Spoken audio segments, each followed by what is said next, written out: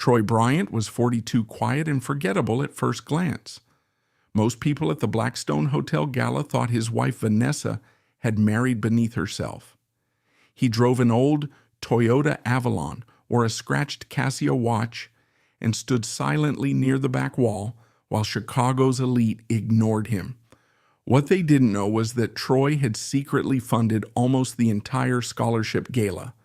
Vanessa smiled tightly, lifted her wine glass, and dumped Cabernet straight onto his white tuxedo shirt, just as Eleanor Whitmore turned around. Before we continue, comment your country and local time below. I always enjoy seeing where these stories reach. And if you like slow burn stories about betrayal, quiet power, and earned justice, subscribe now. Tomorrow's story gets even colder.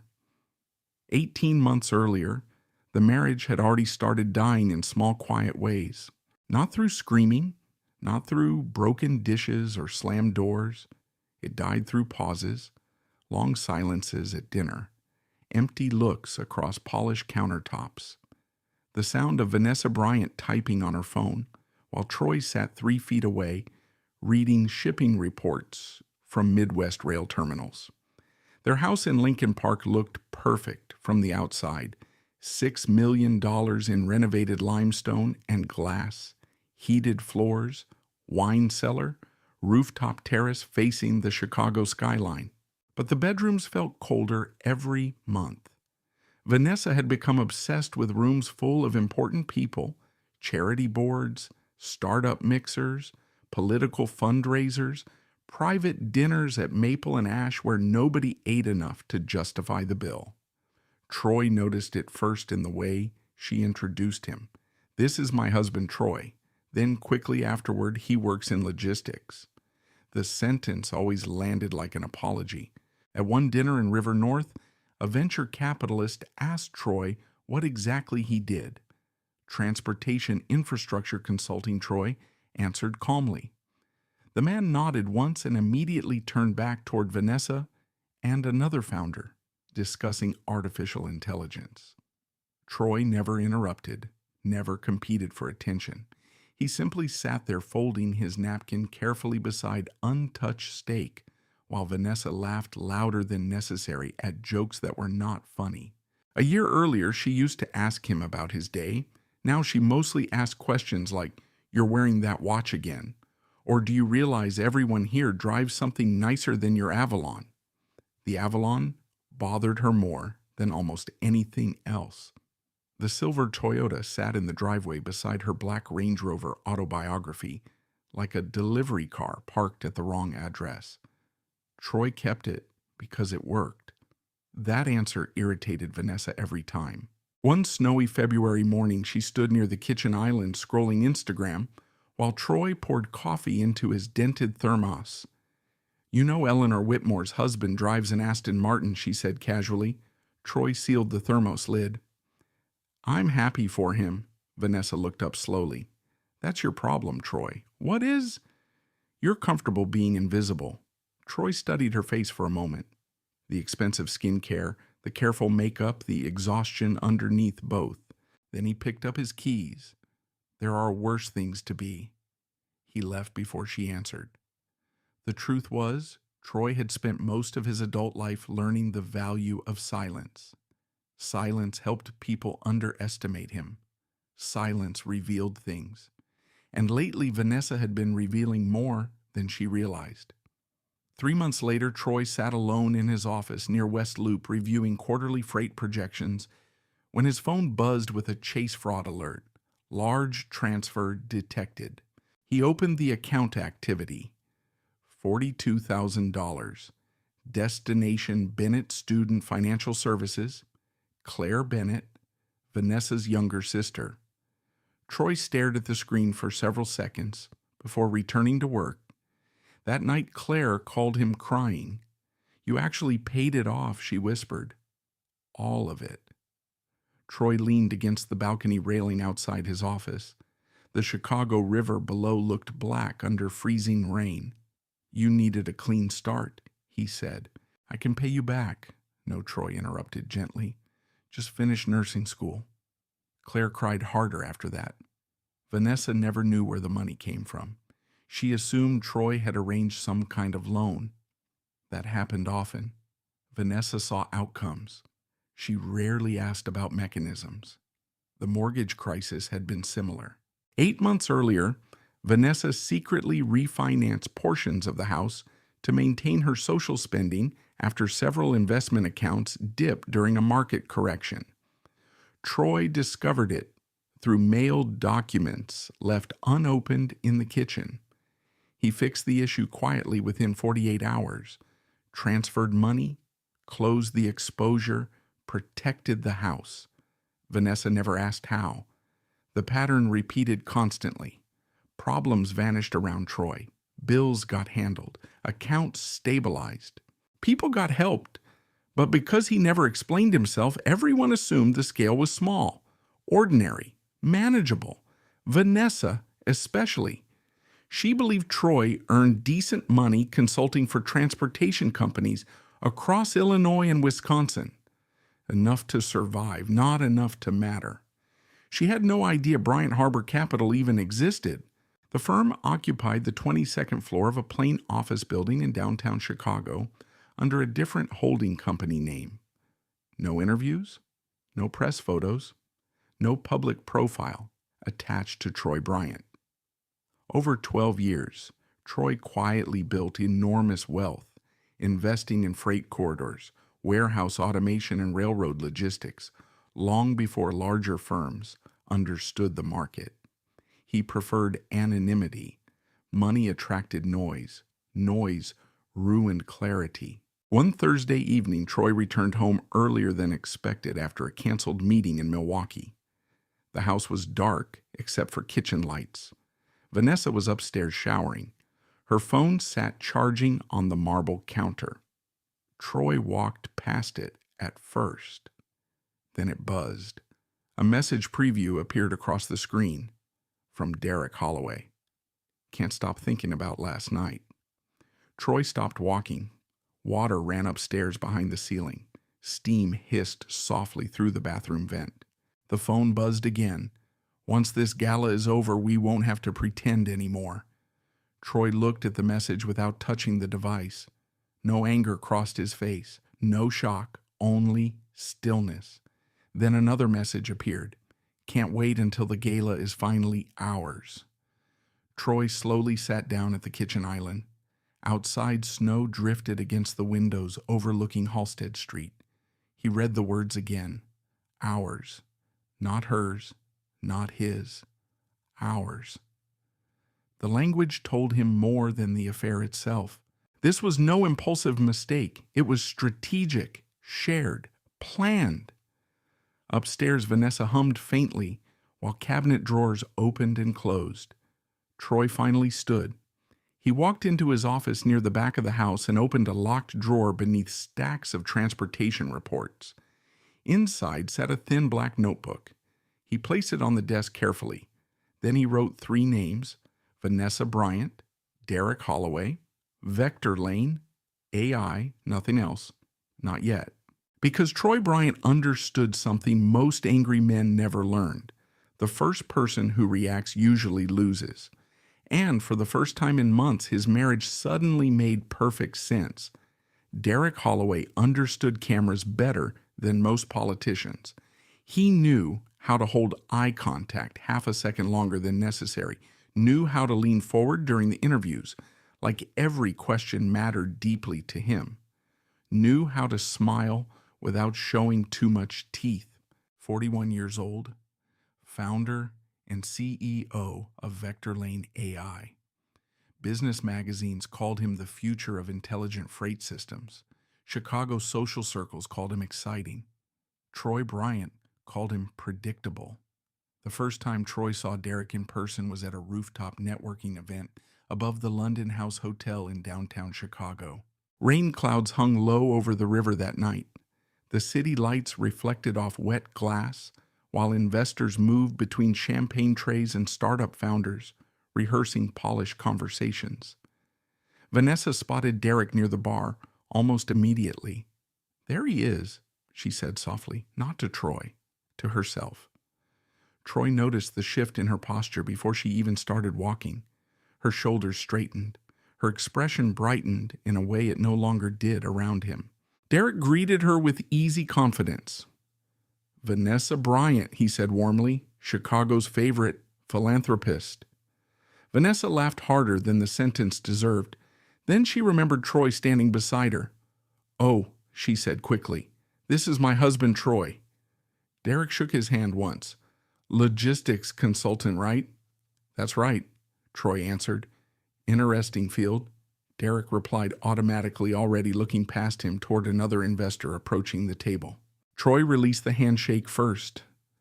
The conversation moved on without him. For the next hour, he watched Derek work the room. Every movement looked practiced. Every joke landed exactly where intended. Derek spoke about artificial intelligence transforming freight distribution across America, about predictive shipping algorithms, about machine learning infrastructure. Most people around him nodded without understanding half the terminology. That was part of the strategy.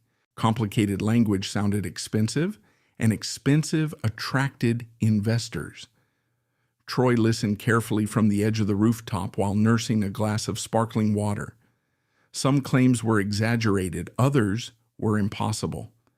At one point, Derek described a predictive logistics model that supposedly reduced Midwest rail delays by 38%.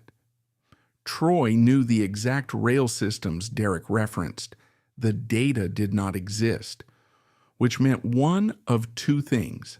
Either Derek was lying, or vector lane AI was inventing numbers investors wanted to hear. Neither possibility surprised Troy. What interested him more was Vanessa. She stayed close to Derek the entire evening, too close. Her hand brushed his arm during conversations. She leaned toward him when he spoke. Her smile became softer around him than Troy had seen in years, but the most revealing detail came near the end of the event. A private equity manager named Colin Mercer asked Derek a direct question. "How much runway do you realistically have left?" Derek smiled without answering immediately. Vanessa jumped in before he could. "Once Chicago gets behind Vector Lane," she said confidently, "that won't be an issue anymore." Troy noticed Derek glance at her carefully after that. A shared understanding passed between them. Not romance, strategy. The affair mattered less to Troy than the partnership forming underneath it. That night, Troy drove home alone in the Avalon through light rain falling over Lakeshore Drive. Vanessa stayed behind with Derek after the event ended. She texted Troy 23 minutes later, "Going to dinner with donors. Don't wait up." Troy placed the phone face down beside the gear shift. His expression never changed. The next morning, he called Rachel Mercer. Rachel worked on the 34th floor of a steel and glass tower overlooking Wacker Drive. Mid-40s, precise, calm, one of the best financial divorce attorneys in Illinois. She opened the meeting without wasting time. "You think your wife is having an affair?" Troy sat across from her conference table. "Yes." "You want proof?" "No." Rachel looked up from her notes. "Then what do you want?" Troy slid a folder across the table. Inside were printed expense summaries connected to the upcoming Bryant Futures Scholarship Gala. Rachel scanned several pages: hotel expenditures, vendor contracts, entertainment invoices. Then she stopped at a highlighted line item. "Consulting Advanced Vector Lane AI." She frowned slightly. "Why is a startup receiving money connected to a nonprofit gala?" "That's what I'd like to understand." Rachel continued reading. The further she went, the quieter she became. Finally, she closed the folder. "How long have you suspected financial crossover?" "About 6 weeks." "And your wife has access to foundation relationships?" "Yes." Rachel leaned back slowly. "This could become ugly." Troy nodded once. "I know. Do you want to expose her? Tell me." That answer surprised her. Troy folded his hands calmly. "I want the truth documented correctly." Rachel studied him carefully after that. Most clients arrived furious, emotional, reckless. Troy sounded like a man organizing freight schedules. Cold, structured, intentional. Rachel opened her laptop. Then we start quietly. Over the next month, the investigation began. Not publicly, not dramatically, quietly. Rachel assembled a small forensic team to review financial activity surrounding the gala and several related donor accounts. Troy never interfered. He simply provided access. The results came quickly, too quickly. Vanessa had been introducing Derek to donors during private charity dinners across Chicago. Several wealthy board members had received presentations connected to Vector Lane AI immediately after foundation events. The lines between philanthropy and business solicitation were becoming dangerously blurred. Then came the transfers, small at first. $8,000 labeled innovation consulting, $12,000 for strategic development, $15,000 routed through a secondary vendor account. Individually, the numbers looked manageable. Together, they formed a pattern. One afternoon, Rachel called Troy while he reviewed warehouse acquisition proposals near Joliet. "You need to see this," she said. An hour later, Troy sat in her office studying printed email chains spread across the conference table. Vanessa had been actively lobbying board members to elevate Derek's public role at the gala. Potential keynote speaker, future innovation donor, strategic partner. But one sentence caught Troy's attention immediately. "We should minimize Troy's visibility during the event. Optics matter." No emotion crossed his face. Rachel watched him carefully. "You okay?" Troy kept reading. "Yes? You don't sound angry." Troy finally looked up. Anger wastes timing. Rachel said nothing after that, because she was beginning to understand something uncomfortable. Troy Bryant was not falling apart. He was preparing. 3 days later, Vanessa hosted a donor mixer inside their home. Luxury caterers filled the kitchen. Jazz music floated through hidden ceiling speakers. Expensive perfume and wine drifted through crowded rooms, while Chicago elites discussed philanthropy loud enough for everyone nearby to hear. Troy arrived home shortly after 8, carrying dry cleaning over one arm. Nobody greeted him. Several guests barely looked at him. Vanessa spotted him entering the living room and walked over immediately. "You could have told me you were coming early." "This is my house," Troy answered calmly. Vanessa lowered her voice. "We're entertaining investors." Troy glanced across the room. Derek stood beside the fireplace holding a bourbon glass while speaking to 2 venture capital partners.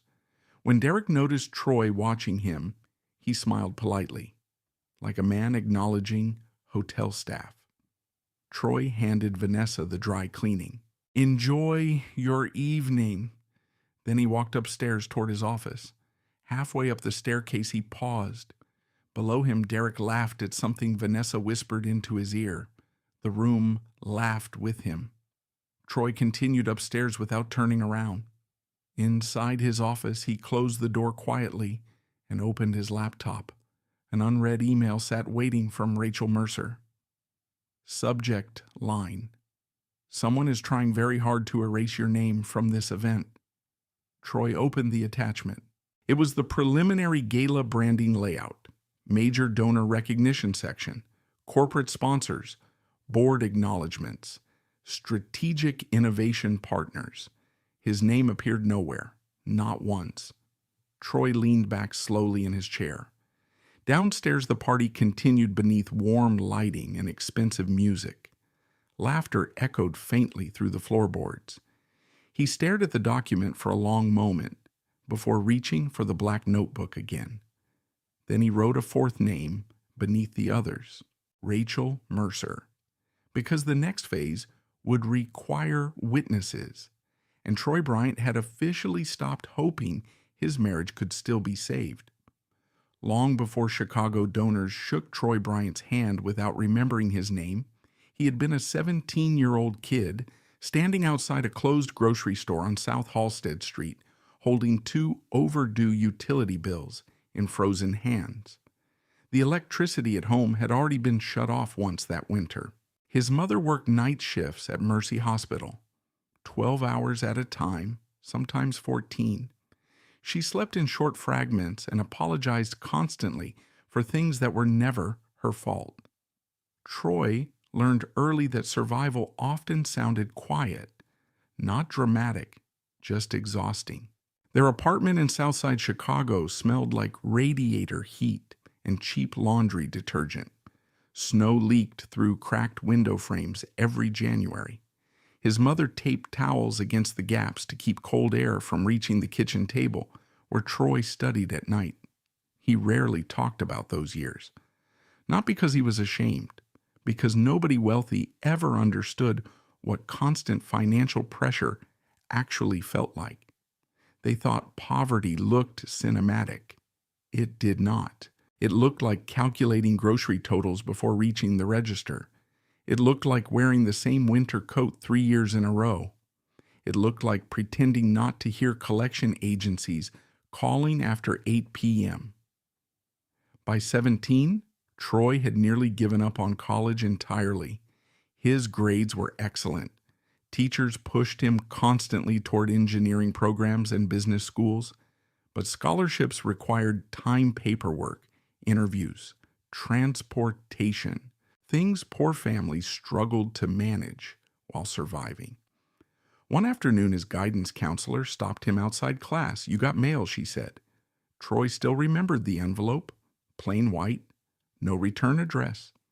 Inside sat a scholarship letter offering full tuition support through a private donor initiative connected to Illinois infrastructure development.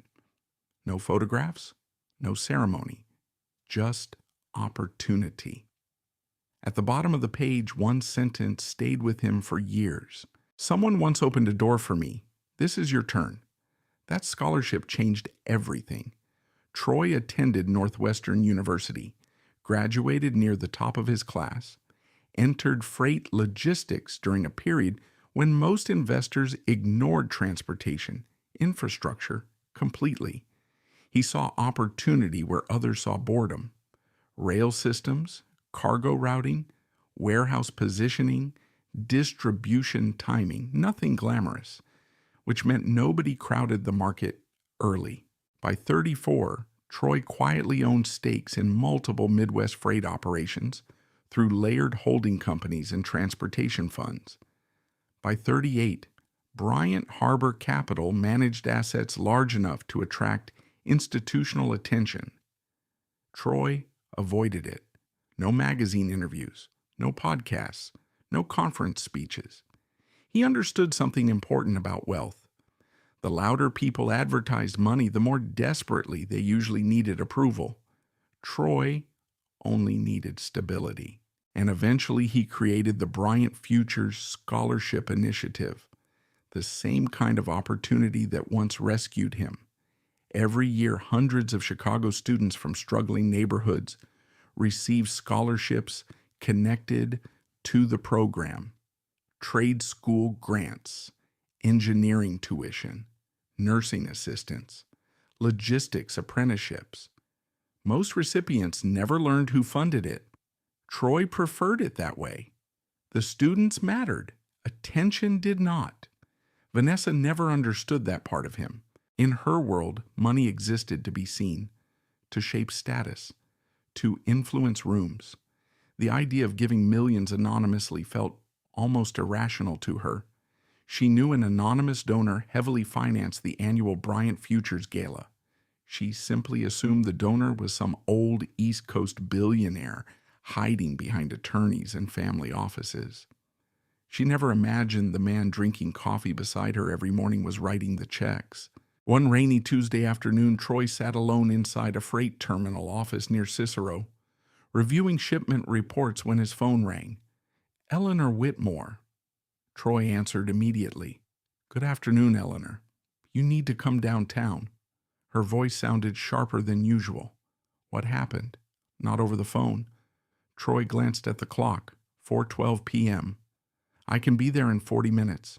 Chicago Athletic Association," Eleanor said. "Library room upstairs." Then she hung up. Rain hammered downtown traffic by the time Troy reached Michigan Avenue. The old private club smelled faintly of leather furniture and polished wood. Men in tailored overcoats drank whiskey near fireplaces, while muted conversations floated beneath dim amber lighting. Eleanor Whitmore sat alone at a corner table upstairs. 70 years old, old money Chicago philanthropy, elegant without trying. She looked irritated. That immediately concerned Troy. Eleanor rarely showed emotion publicly. He sat across from her quietly. "You sounded serious." "I am." A waiter approached. Troy ordered black coffee. Eleanor slid a thin folder across the table. Read page 3. Troy opened it slowly. Budget restructuring proposal. Gala sponsorship modifications. New innovation partnership tier. Vector Lane AI. Derek Holloway. Troy kept reading. Several donor recognition changes followed underneath. Strategic visibility recommendations. Keynote integration. Brand alignment opportunities. Then he saw it. Primary donor designation temporarily withheld pending restructuring review. Translation. Someone was trying to remove him completely. Eleanor folded her hands. Vanessa pushed aggressively for these changes. How aggressively she threatened donor withdrawals. Troy nodded once. That sounded accurate. Eleanor studied his face carefully. "You don't seem surprised." "I'm not." The waiter placed coffee between them. Neither touched it immediately. Finally, Eleanor lowered her voice. "There's more." She removed another document. Expense discrepancies. Several transactions lacked proper authorization records. Luxury hospitality charges. Consulting payments. Travel reimbursements connected indirectly to Vector Lane AI. Not enough yet for public scandal. Enough for concern. "How bad?" Troy asked quietly. Eleanor exhaled slowly. "If this expands, the foundation could suffer serious reputational damage." Outside the windows, rain blurred Michigan Avenue into streaks of white and gold headlights. Troy continued reading silently. Eleanor watched him carefully. "You should reveal yourself," she finally said. "This would stop immediately if the board knew who you were." Troy closed the folder. "No?" Eleanor frowned. "They're using your money." "I know." "Then why protect them?" Troy looked toward the rain outside. "Because timing matters." Eleanor leaned back slowly. For the first time that evening, she seemed to understand the direction this was moving. Troy was not defending Vanessa anymore. He was documenting her. "What do you need from me?" she asked quietly. "Nothing public yet." "That may not remain possible." "I know." Eleanor hesitated. Then she slid over one final page. An itemized jewelry invoice. Cartier. Oak Street location. $48,000. Payment Source Foundation. Operational account. Troy stared at the total for several seconds. Not because of the money, because Vanessa once criticized him for repairing his old winter coat instead of buying a new one. The memory surfaced unexpectedly. "You still wear that thing," she had laughed. "Yes." "You look like a substitute math teacher." Now he sat staring at nearly $50,000 in charity money spent on diamonds. Eleanor spoke carefully. "I wanted you to see this before the auditors do." Troy nodded once. "You were right to call me." A long silence settled between them. Then Eleanor asked the question that finally mattered. "What are you going to do?" Troy placed the invoice back inside the folder with calm precision. "Exactly what I should have done earlier." "And what's that?" Troy looked directly at her. "Finish collecting evidence." Rain continued striking the windows softly while downtown Chicago disappeared into evening darkness. For the first time since discovering the affair, Troy felt something colder than disappointment settling into place. Clarity. And clarity made decisions easier. As he stood to leave, Eleanor stopped him. "There's one more thing." Troy paused. The final seating chart for the gala arrived this morning. Something in her expression changed, almost embarrassment. "He moved your table." Troy said nothing. Eleanor slid him the printed chart, table 38, near the ballroom service entrance beside catering access doors, far from investors, far from cameras, far from Vanessa. Troy stared at the paper quietly, then folded it once, carefully, like something fragile. Troy Bryant arrived at Bryant Futures Foundation headquarters before sunrise the next morning. The building stood near LaSalle Street between law firms and financial offices, where men in $1,000 overcoats rushed through revolving doors carrying coffee and stress. The foundation occupied 3 quiet floors, minimal branding, no giant donor walls. That had always been Troy's preference. The receptionist greeted him softly as he entered. "Good morning, Mr. Bryant." Troy nodded once. "Is Marcus Reed here yet?" "He arrived 20 minutes ago." Of course he did. Marcus Reed had the kind of reputation people earned after years of uncovering fraud nobody else noticed. Mid-50s, former forensic accountant for federal investigations, calm voice, brutal attention to detail. Troy found him inside a glass conference room surrounded by printed financial statements. Marcus barely looked up. "You were right," he said immediately. That was never a comforting sentence. Troy sat down across from him. How deep? Marcus removed his glasses slowly. Still hard to tell. Stacks of documents covered the table. Expense reports, wire authorizations, vendor invoices, hotel contracts. Marcus tapped several highlighted pages. Somebody's been moving money through layered event expenses. Amount so far, around $270,000. Troy remained still. Marcus continued. "Could be more once we finish tracing secondary vendors." The room fell quiet except for traffic, humming faintly outside the windows. Most people hearing those numbers connected to charity funds would react emotionally, anger, shock, threats. Troy simply asked, "How sloppy?" Marcus almost smiled. Sloppy enough that they assumed nobody important was watching. That answer told Troy everything.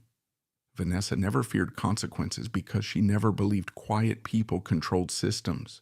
She believed power looked loud, visible, aggressive. People like Derek Holloway reinforced that worldview constantly. Marcus slid another folder across the table. "These concern me more." Troy opened it. A series of consulting agreements linked indirectly to Vector Lane AI. Several signatures appeared electronically approved through Vanessa's access credentials. Projected Innovation Partnership Development. "Any evidence?" Derek knew Troy asked. Marcus leaned back carefully. "Not directly yet, but his company benefited." Troy studied the documents in silence. The danger was growing larger than infidelity now. Affairs destroyed marriages every day. Financial misconduct involving charitable foundations destroyed lives. Marcus lowered his voice. "If regulators see this before internal counsel controls the narrative, the foundation could lose donor confidence overnight." Troy nodded once. "That won't happen." Marcus looked at him carefully after that. "You already have a plan." "Yes." "You going public?" "No." Marcus frowned slightly. "You should." Troy closed the folder. "This isn't about humiliation." "Then what is it about?" Troy's answer came instantly. "Protection." The word lingered between them, because Troy understood the real threat now. Not Vanessa, not Derek. Panic. If this exploded publicly before evidence was organized, properly donors would flee. Scholarship programs would freeze. Students waiting for tuition support would suffer because adults chased ego and status. Troy would not allow that. At 10:30, Eleanor Whitmore entered the conference room carrying another stack of papers. She looked exhausted. "I just got off the phone with 2 board members," she said. "Vanessa's still pushing for Derek to become keynote sponsor." Marcus gave a dry laugh. "While siphoning money into his company. She doesn't think anyone knows." Troy stood and walked toward the window, overlooking downtown Chicago. Snow drifted lightly between buildings.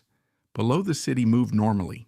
People crossing streets, taxis honking, construction workers unloading steel beams, entire lives continuing without any awareness that several powerful reputations were quietly collapsing upstairs. Eleanor stepped beside him. "You still haven't told her no. She's going to find out eventually." Troy looked down at the street. "Yes, but not from me." Eleanor studied him carefully. "You really loved her." Troy stayed silent for several seconds. Then, "Yes, not dramatic, not emotional, just factual." Eleanor seemed almost saddened by how calmly he said it. At noon, Troy left the foundation and drove toward Oak Street. The Cartier boutique sat among luxury storefronts where winter coats cost more than some Chicago families earned in months. Inside, warm lighting reflected across glass jewelry displays. An associate greeted him politely, though not enthusiastically. Troy still looked like a man who repaired his own gutters on weekends. "I'm looking for a recent purchase record," he said calmly. The associate's expression tightened immediately. "I'm sorry, sir, we can't disclose customer." Troy placed a business card on the counter. "Bryant Harbor Capital." The reaction changed instantly. Recognition. Professional caution. The associate disappeared into a back office for several minutes before returning with a manager. "Mr. Bryant," the manager said carefully, "how can we help you?" Troy showed the invoice copy Eleanor provided earlier. "I only need confirmation this transaction occurred." The manager reviewed the document briefly, then nodded once. "It did?" "Who collected the item? I'm not authorized to discuss customer details." Troy accepted that answer without argument. He already knew enough. As he turned to leave, the manager added quietly, "It was a diamond panther necklace." Troy paused near the door. $48,000. Foundation money. On jewelry. For a moment, he remembered Vanessa standing in their closet months earlier, criticizing his winter coat again. "You realize wealthy men don't keep jackets for 10 years, right?" Troy had smiled slightly. "This one still works." Vanessa rolled her eyes. Now he stood inside Cartier, realizing she had used scholarship money to buy luxury diamonds while mocking him for repairing clothing. The irony felt almost clinical, not painful anymore, just revealing. That evening, Troy returned home shortly after sunset. Vanessa sat at the kitchen island surrounded by Gala seating layouts and floral design samples. A half-finished glass of wine rested beside her laptop. She looked irritated before he even spoke. "Where were you?" "Working." "You missed dinner with the Sloan donors." Troy removed his coat slowly. "I wasn't invited." Vanessa exhaled sharply. "Can you not do this tonight? Do with this passive-aggressive thing?" Troy looked at her calmly. "I said one sentence." Vanessa rubbed her forehead. "You know how important this gala is." "Yes." "Then why are you acting like none of it matters?" Troy loosened his tie. "Because appearances matter less than outcomes." Vanessa gave a tired laugh. "That's exactly why nobody notices you in these rooms." The sentence landed hard enough that most husbands would have reacted immediately. Troy did not. He walked toward the refrigerator quietly. Vanessa watched him with growing frustration. "You know, Derek understands how this world works." There it was again. Derek. Always Derek now. Troy poured a glass of water. "How is Vector Lane doing?" The question caught her off guard. "Fine. Still raising capital." Vanessa narrowed her eyes slightly. "Why curious?" "He's doing very well." Troy nodded once. "Good." The calmness unsettled her more than anger would have, because Vanessa expected emotional reactions. Silence forced her to fill space herself. You could learn a lot from him, honestly. Troy drank water slowly. "Could I?" "Yes." Her tone sharpened. "He actually takes risks. He knows how to build something visible." Troy set the glass down carefully. "I see." Vanessa stared at him. For a brief moment, uncertainty crossed her face, like she suddenly realized she no longer understood the man standing in front of her. Then her phone buzzed beside the laptop. Derek's name flashed across the screen. Vanessa grabbed it too quickly. Troy noticed? Of course he noticed. But he simply picked up his coat again. "I have some work upstairs." Troy. He paused. Vanessa hesitated strangely, almost guilty, almost human again. But the moment disappeared quickly. "You'll wear a newer tuxedo to the gala this year, right?" Troy looked at her for several seconds, then answered quietly, "No." And upstairs in his office later that night, another email arrived from the foundation event team. Updated seating confirmation attached. Troy opened the document. Table 38 remained unchanged. Beside service doors, near catering traffic, farthest possible distance from Vanessa and Derek's VIP table. At the bottom of the email sat one final note: "Please avoid entering donor photography areas unless requested by event staff." Troy stared at the sentence, then slowly closed the laptop, because someone had officially crossed the line from disrespect into deliberate humiliation, and Troy Bryant had finally stopped protecting them in his mind. 3 weeks before the gala, the Blackstone Hotel ballroom stopped looking like a charity event and started looking like a political convention. Production crews rolled in before dawn every morning. Electricians climbed scaffolding beneath crystal chandeliers. Floral designers carried towering white orchid arrangements through marble corridors, while event coordinators barked instructions into wireless headsets. Every detail mattered now: lighting, camera angles, VIP seating, press placement. Vanessa Bryant treated the event like a coronation. She arrived daily in tailored cream coats and oversized sunglasses despite Chicago's freezing wind, cutting through downtown streets hard enough to make tourists regret visiting the city. People moved differently around her now, faster, more carefully. The closer the gala came, the more power Vanessa seemed to believe she possessed. Troy noticed it immediately. At foundation meetings, she interrupted board members more aggressively, corrected hotel staff in front of others, started referring to Derek Holloway as our innovation partner before any official board approval existed. And Derek embraced the attention naturally. That was his real talent: adaptation. He knew exactly how to mirror whatever room he entered. With investors, he sounded analytical. With politicians, visionary. With wealthy donors, humble enough to appear grateful while still implying exclusivity. Troy watched all of it quietly from the edges. One Thursday afternoon, he entered the ballroom during setup while crews tested stage lighting across massive LED screens, displaying scholarship recipient photos. Nobody noticed him at first. Workers rushed past carrying cables and floral crates while Vanessa stood near the center aisle, speaking with a media consultant. Derek stood beside her, in a navy cashmere overcoat, laughing softly at something she said. The giant screens behind them displayed the foundation logo. Bryant Futures Initiative. Troy paused near the back wall. The irony sat almost absurdly in front of him. His name towered 30 feet high across the ballroom. Yet nobody there understood the man standing beneath it had built the entire foundation. Vanessa finally spotted him. Her smile faded slightly. "Troy?" she said, surprised. "What are you doing here meeting with Eleanor?"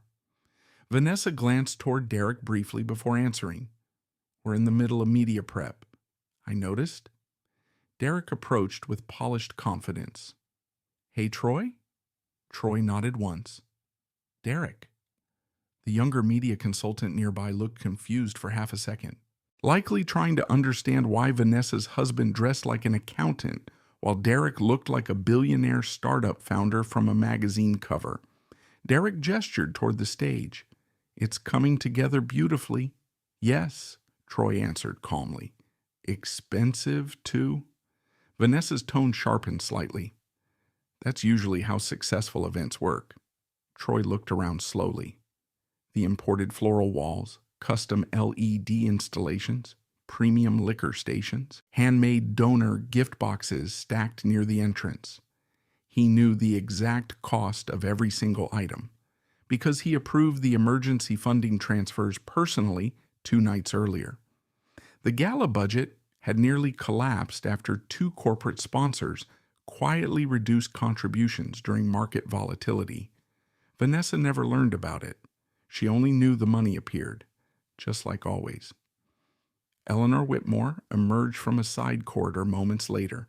Her eyes immediately moved between Troy, Vanessa, and Derek. The tension was becoming impossible to hide now. "Mr. Holloway," Eleanor said coolly, "I need Vanessa for a moment." Derek smiled politely. "Of course." As Vanessa walked away with Eleanor, Derek remained beside Troy near the back of the ballroom. For several seconds, neither man spoke. Then Derek folded his hands casually. "You know," he said, "Vanessa really carries this organization." Troy looked toward the stage lights. "She works hard. She's ambitious." "Yes." Derek studied him carefully. Most men in his position would have shown resentment by now, insecurity, competition. But Troy's calmness made reading him difficult. Derek finally smiled faintly. "You ever think about doing something bigger for yourself?" Troy turned slightly. "Bigger than what? I don't know." Derek shrugged. Something visible. The sentence almost amused him. Troy had spent years building systems powerful enough to influence freight movement across multiple states. But because none of it looked glamorous, men like Derek assumed he lacked ambition. Troy answered simply, "Visibility is overrated." Derek laughed softly. "That sounds like something people say after they give up." The comment hung there deliberately, a test. Troy remained completely still. Then he replied, "Or after they win." Derek's smile weakened for the first time, not because of the words, because Troy delivered them without ego, like fact. Before Derek could respond, Vanessa returned. "We need to go over seating placements," she told Derek quickly. Then to Troy, "You should probably avoid the front section tonight. Media teams are rehearsing camera movement." Troy nodded once. "Of course." The dismissal sounded casual, but deliberate. Everything had become deliberate now. Later that evening, Troy met Eleanor inside a smaller conference suite upstairs overlooking Michigan Avenue. She closed the door behind them immediately. "She's getting reckless." Troy sat calmly at the long oak table. "What happened?" Eleanor slid several printed emails toward him. Vanessa had authorized additional spending again without full board approval. Luxury transportation, expanded VIP hospitality, private donor dinners connected indirectly to Derek's investor meetings. Eleanor rubbed her forehead tiredly. "She's turning the gala into a startup networking event." Troy read silently. "What's the current budget exposure?" "Over 600,000 above original projections." "And covered." Eleanor hesitated. "Yes." Because Troy kept quietly filling financial gaps before public embarrassment occurred. Hotel vendors received payment extensions. Audio contractors got emergency transfers. Security deposits cleared overnight. No one asked questions because no one saw the source. Troy leaned back slowly. "And Derek. He's still pitching investors privately." Eleanor's frustration sharpened. He used a scholarship dinner to arrange meetings with venture capital firms from New York. Troy nodded once, exactly as expected. The foundation had become leverage, a credibility shield, and Vanessa either failed to see it or simply did not care anymore. Eleanor looked directly at him. "You realize she's humiliating you publicly now?" Troy stayed silent. "She moved your seating again yesterday." That finally caught his attention, to where Eleanor almost looked embarrassed answering, near the ballroom kitchen entrance. For a moment, the room became completely still, not emotionally, strategically, because Troy understood what Vanessa was doing now. She was trying to erase him socially before removing him personally, Distance first, embarrassment second, replacement third, classic escalation. Eleanor's voice softened slightly. You don't deserve this. Troy looked down at the seating chart quietly, then folded it carefully into his coat pocket. That's not important. It should be. No, Troy answered calmly. What's important is making sure the foundation survives what comes next. Eleanor stared at him for several seconds. You already know how this ends. Yes. And you're still protecting the organization. Yes. Outside the window, snow began falling over downtown Chicago again. White flakes drifted through traffic lights and skyscraper reflections, while the city prepared for another freezing night. Troy stood slowly. There's one more thing, Eleanor said. He paused. We received an updated guest behavior memo from Vanessa's event team. Troy turned slightly. Eleanor handed him the printed document. Near the bottom, one sentence had been highlighted by someone anonymously before reaching her desk. Please ensure Mr. Troy Bryant remains outside primary donor photography areas unless specifically requested. Troy read the sentence twice, not because it hurt, because it clarified everything. Vanessa no longer saw him as her husband, only as an inconvenience to the image she was constructing beside Derek Holloway. Troy folded the paper once, then placed it beside the seating chart inside his coat pocket. Evidence? Nothing more. But downstairs in the ballroom, beneath chandeliers and scholarship banners, workers continued preparing the stage where Vanessa Bryant planned to celebrate a future that already no longer existed. The night of the gala arrived beneath freezing rain and black Chicago skies.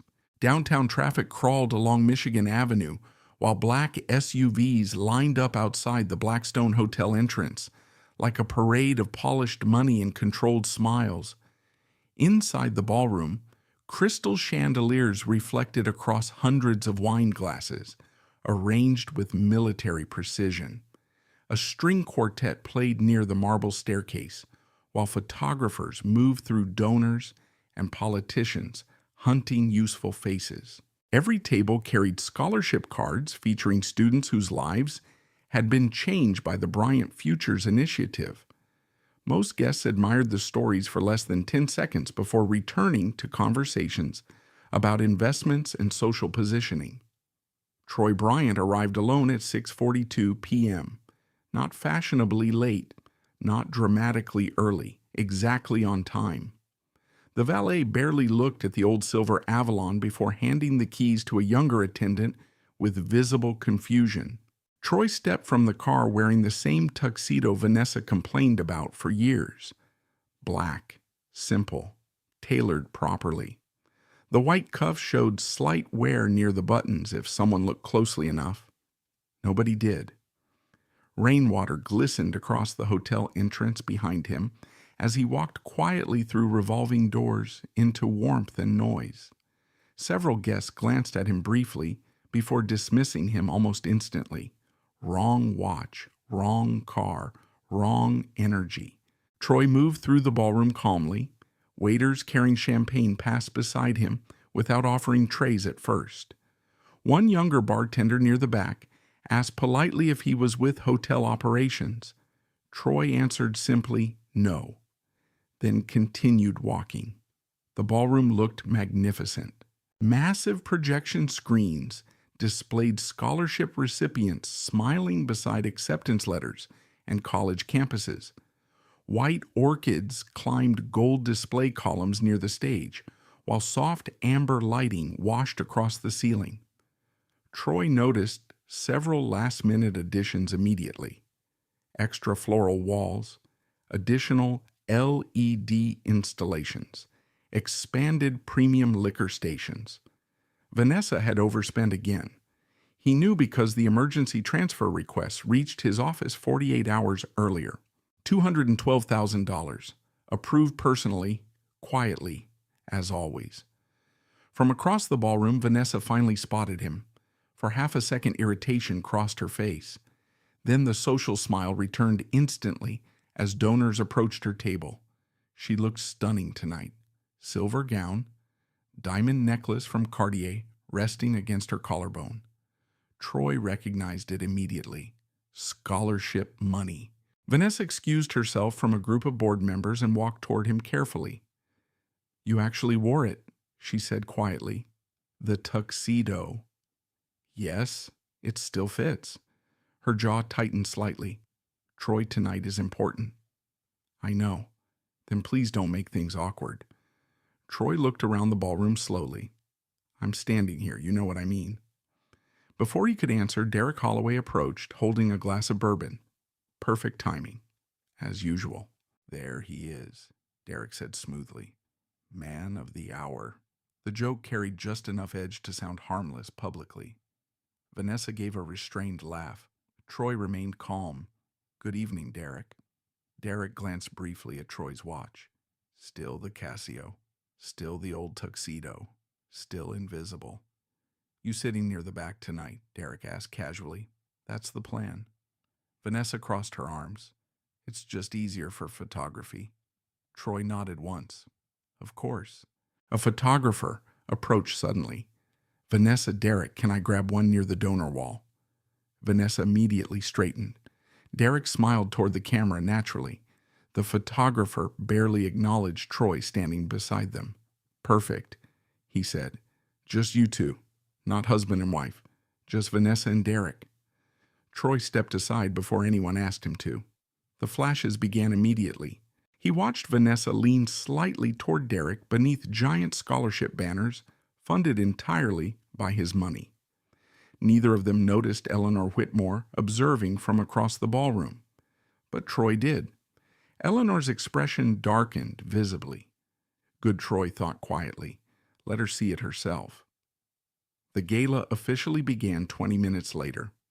Guests moved toward assigned tables while servers poured wine beneath soft jazz music. Table 38 sat exactly where Eleanor described, near the ballroom service entrance beside swinging kitchen doors, where catering staff moved constantly carrying trays and silverware. The seat placement was not accidental. Troy understood that immediately. People at neighboring tables glanced toward him occasionally with polite confusion. Several likely assumed he was an accountant or low-level operations donor invited through charity connections. None recognized him.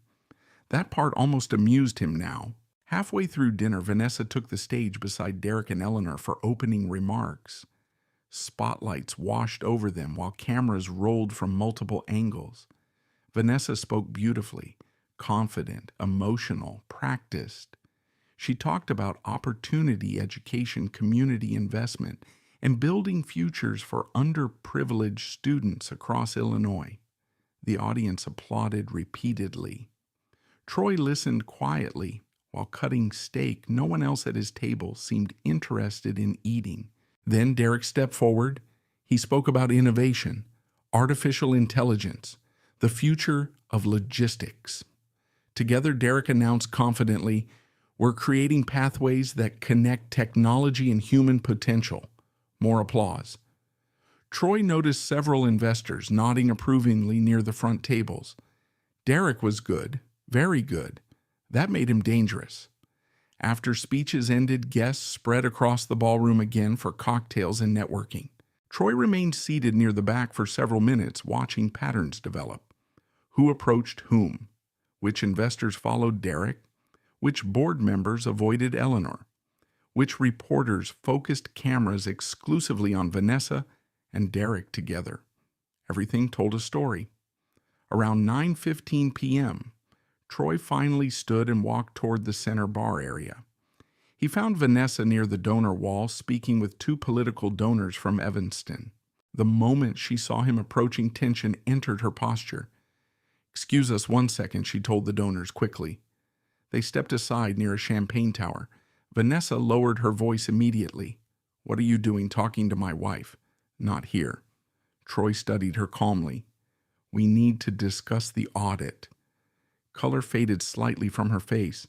"What audit? The foundation accounts." Vanessa glanced around quickly. "Are you insane?" "No." "You're seriously bringing this up tonight." It became serious before tonight. Vanessa's breathing sharpened. Across the ballroom, Derek noticed them speaking and started moving closer. Troy continued quietly. You need to stop moving money immediately.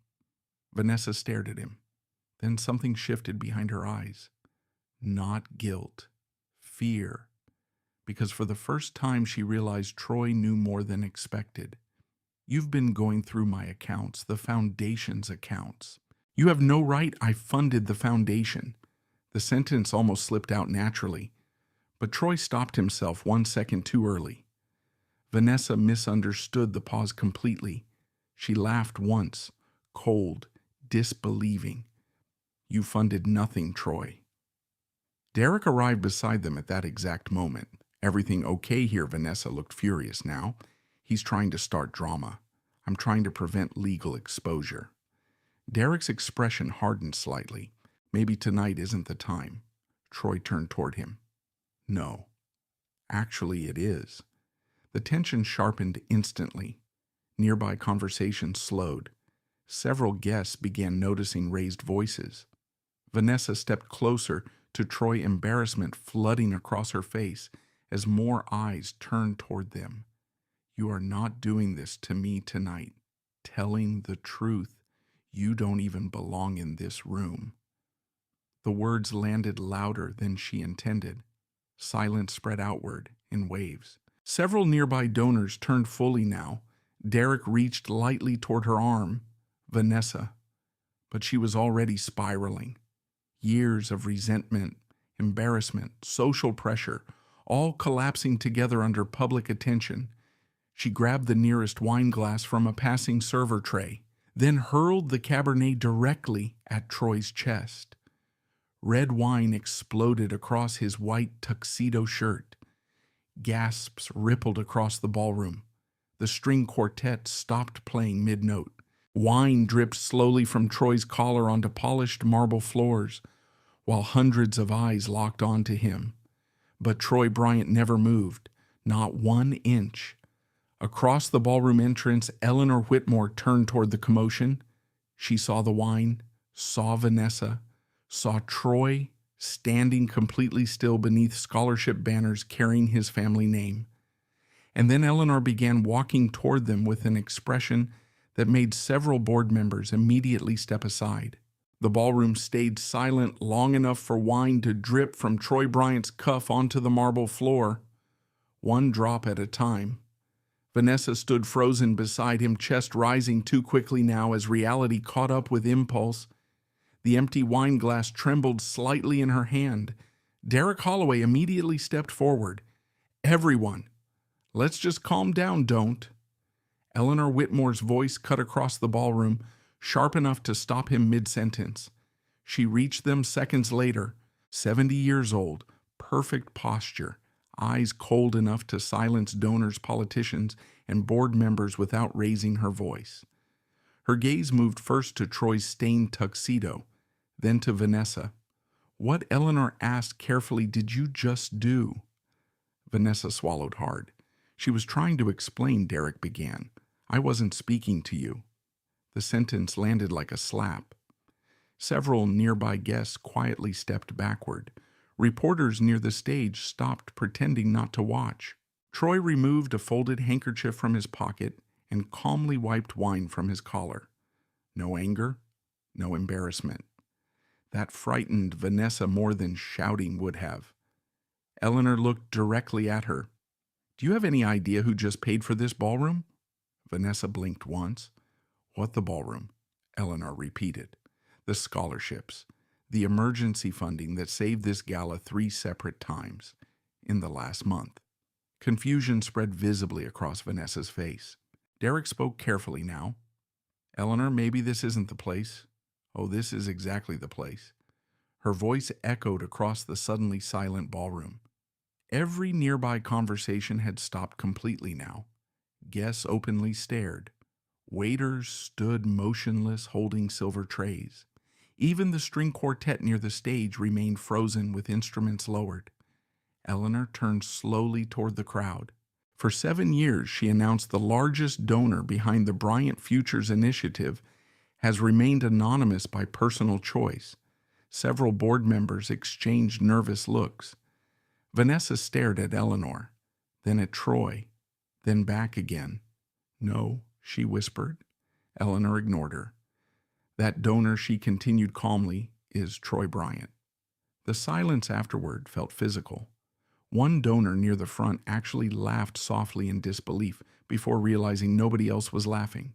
A political consultant lowered his champagne glass halfway without blinking. Two reporters immediately grabbed phones. Vanessa's expression emptied completely. "What?" The word barely came out. Troy finally looked at her directly. "You should sit down." But she didn't move. "That's impossible." Eleanor's eyes hardened. "No. What's impossible is the amount of disrespect this foundation has shown the man financing most of it." Derek recovered first. People like him always recovered quickly. He stepped forward with a controlled smile.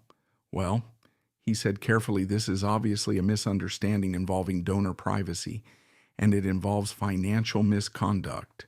Troy interrupted calmly. Derek stopped talking. Not because Troy raised his voice, because he didn't. The quietness forced everyone to listen harder.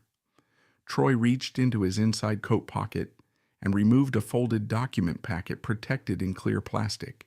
Even stained with wine, his hands remained steady. "I requested internal review 3 weeks ago," he said. The results became impossible to ignore. Vanessa stared at him like she no longer recognized his face. "What are you talking about?" Troy handed the folder directly to Eleanor. She opened it immediately. Inside sat printed wire transfers, expense reports, authorization logs, and consulting payments connected to Vector Lane AI. Marcus Reed appeared from the side corridor at almost the exact same moment. He carried another stack of documents beneath one arm. The timing was intentional. Vanessa noticed that immediately. Her breathing changed again. "You planned this?" Troy answered honestly, "No." His eyes moved briefly toward the wine staining his shirt. "But I prepared for it." Derek's calmness finally cracked slightly. "This is insane," he snapped. "You're accusing us publicly based on accounting confusion?" Marcus Reed stepped beside Eleanor. "It's not confusion." The forensic auditor's voice sounded flat and professional. Several foundation expenditures were redirected into unauthorized hospitality consulting and investor acquisition channels. A low wave of murmuring spread through nearby guests. Investor acquisition. Everyone in the ballroom understood exactly what that implied. Derek forced a laugh. "My company never received foundation money." Marcus handed Eleanor another page. Vector Lane AI linked accounts received multiple indirect transfers through secondary vendor structures. Vanessa looked between them wildly. "No, wait. 12 transfers." Marcus continued calmly. "Currently documented." Troy watched the room shift around them. This was the moment powerful people always recognized danger. Not during yelling, during paperwork. Donors who once admired Derek now studied him differently. Calculating risk. Political figures quietly stepped farther away from Vanessa. One board member actually removed his foundation name badge entirely. Troy noticed everything. Years in logistics taught him that systems failed gradually before collapsing all at once.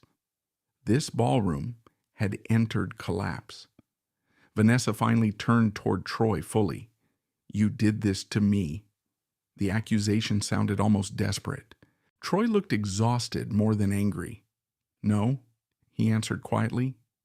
"You did." The words hit harder because they carried no performance, no revenge, only truth. Derek straightened his posture aggressively. "This is a setup." Rachel Mercer appeared beside the ballroom entrance almost on cue. Dark coat, leather briefcase, controlled expression. "No," she said calmly. "It's documentation." Derek's face tightened instantly. Rachel approached slowly. "My office has already secured copies of financial records, email archives, vendor contracts, and communication logs tied to the foundation." Vanessa looked physically pale now. What emails? Rachel opened the briefcase. Projected donor integration strategy, strategic visibility adjustments, private investor dinners coordinated through scholarship events.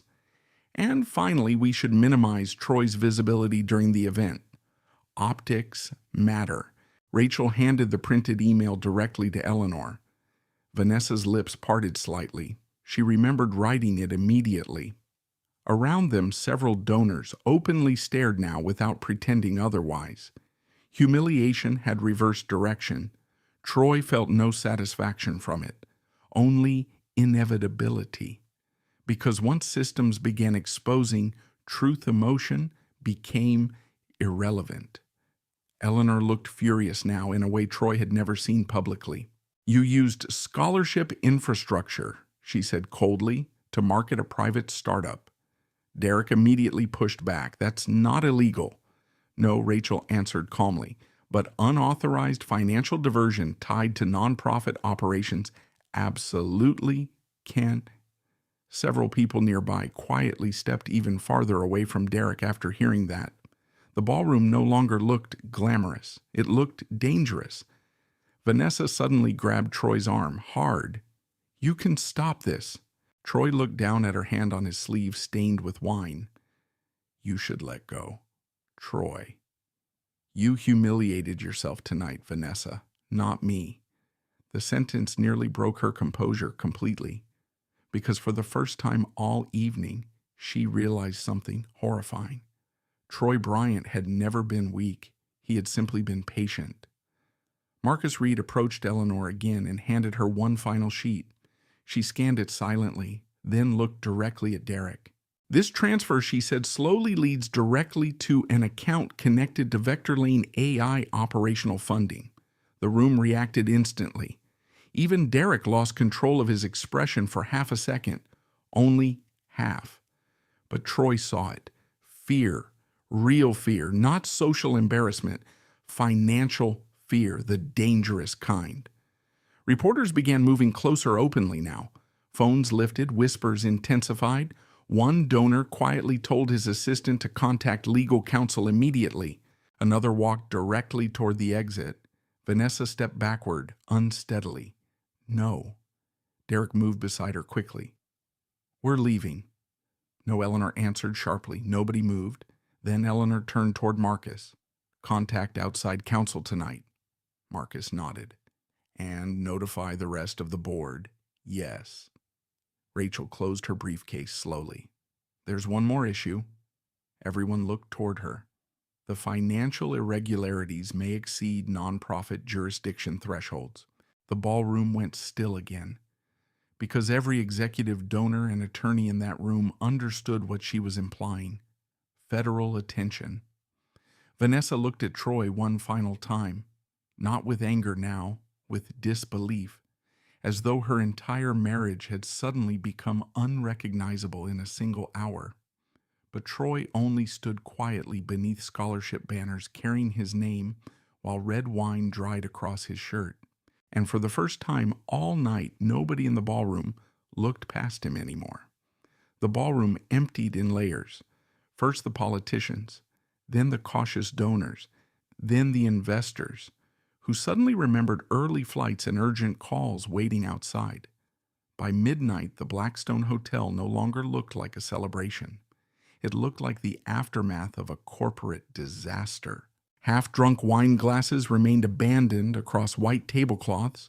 Scholarship brochures lay scattered beside untouched desserts, while exhausted hotel staff quietly dismantled floral displays worth more than most Chicago families earned in months. Troy Bryant stood near the ballroom entrance, speaking calmly with Rachel Mercer, while workers rolled lighting equipment past them. His tuxedo shirt was still stained dark red. He had not bothered changing. Across the room, Vanessa sat alone at a corner table staring at her phone, while Derek argued quietly with someone near the elevators. Nobody approached either of them anymore. That change happened fast. Powerful people avoided risk instinctively. And tonight, Vanessa and Derek suddenly looked radioactive. Rachel opened her tablet. We pulled preliminary banking records from the secondary vendor accounts. Troy nodded.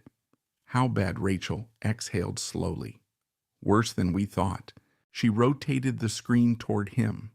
A series of financial transfers appeared organized by date. Aspen luxury resort payments, private aviation deposits, executive hospitality expenses, high-end restaurant charges in Chicago, Austin, and Miami, many routed indirectly through Gala vendors or consulting intermediaries. One number caught Troy's attention immediately: $78,000, Destination Vector Lane Strategic Development. Rachel tapped the line item. That payment cleared 3 months ago. Approved by who? Vanessa's credentials. Troy studied the screen quietly. The affair no longer mattered at all. This had become greed. Simple and ugly. Marcus Reed joined them, carrying another document box. We found additional invoice layering. Rachel looked up sharply. How much? Marcus set the box down heavily, still calculating, but enough to trigger mandatory disclosure obligations. Troy remained calm. What's the cleanest path? Marcus answered immediately. Internal cooperation before external discovery. Rachel nodded once. If regulators think the foundation tried hiding, this everything gets worse. Troy looked across the ballroom toward scholarship banners still hanging above the stage. Students depended on those funds. Kids from neighborhoods identical to the one where he grew up. None of them deserved damage from this scandal. That remained the only part truly making him angry now. Vanessa suddenly approached, slowly, like someone walking toward an unstable ledge. Her makeup looked imperfect for the first time in years. Mascara faintly smudged beneath one eye. The confidence that usually shaped every movement had vanished completely. Troy, she said quietly. Rachel stepped aside without speaking. Vanessa stopped 3 feet away from him. We need to talk privately. We are private enough. She glanced nervously toward Marcus and Rachel. Troy, please. He studied her face for several seconds. The panic was real now. Not emotional panic, consequences panic. You should call an attorney, he said calmly. Vanessa looked stunned. You're serious? Yes. Her breathing sharpened. You're going to destroy me over accounting mistakes, Rachel answered before Troy could. These aren't accounting mistakes. Vanessa ignored her completely. Her eyes stayed locked on Troy. You know I never meant for any of this to happen. Troy's expression remained unreadable. Which part? The question hit harder than shouting would have. Vanessa looked away briefly. The money got complicated. No, Troy answered quietly. It got dishonest. She stepped closer. You don't understand how these people operate. Troy almost smiled at that. Because Vanessa still fundamentally misunderstood him. She believed quietness meant ignorance. Like a man who drove an old Toyota could not possibly understand how wealthy systems worked. But Troy built his fortune studying systems, especially corrupt ones. I understand perfectly, he said. Vanessa lowered her voice desperately. Derek said the transfers would be temporary. There it was. Not denial anymore, confirmation. Rachel immediately typed something into her tablet. Vanessa noticed too late. Oh my God. Troy said nothing. Because silence forced truth out faster now. Vanessa rubbed both hands against her forehead. He told me investors were close. He said once the funding round closed, everything would be paid back. And you believed him? Yes. The answer came small. Embarrassingly small. For the first time in years, Troy saw something underneath Vanessa's ambition. Fear of becoming ordinary. Fear powerful enough to make intelligent people reckless. Across the ballroom, Derek noticed Vanessa speaking openly with Troy and started moving toward them quickly, too quickly. Rachel noticed immediately. So did I, Marcus muttered. Derek reached the table with forced calm. We should leave. Vanessa looked at him uncertainly. Troy, Derek cut her off. Do not say another word. Troy finally looked directly at him. You should probably stop giving instructions. Derek's jaw tightened. You think this makes you some kind of hero? No. Then what exactly are you trying to do? Troy answered, without hesitation. Protect the foundation. Derek laughed harshly. Come on. This is personal and you know it. The ballroom felt smaller suddenly. Quieter. Derek stepped closer. You've been jealous since day one. Troy remained still. No. Vanessa chose me because she was tired of being invisible next to you. That sentence finally drew a reaction. Not from Troy. From Vanessa. Derek. But Derek continued anyway. Because arrogant men usually mistake restraint for weakness right before disaster, you sit in corners acting morally superior while people like me actually build things? Troy studied him calmly. You built a valuation deck. Derek froze slightly. Excuse me. You sold projections as infrastructure. Rachel slowly closed her tablet. Marcus watched silently now. Troy continued. You claimed freight optimization data that doesn't exist.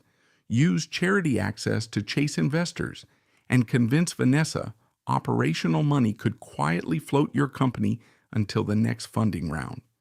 Derek's face changed. Not dramatically, just enough for Troy to know every assumption was correct. You have no proof. Rachel finally spoke. We do. The sentence landed flat and cold.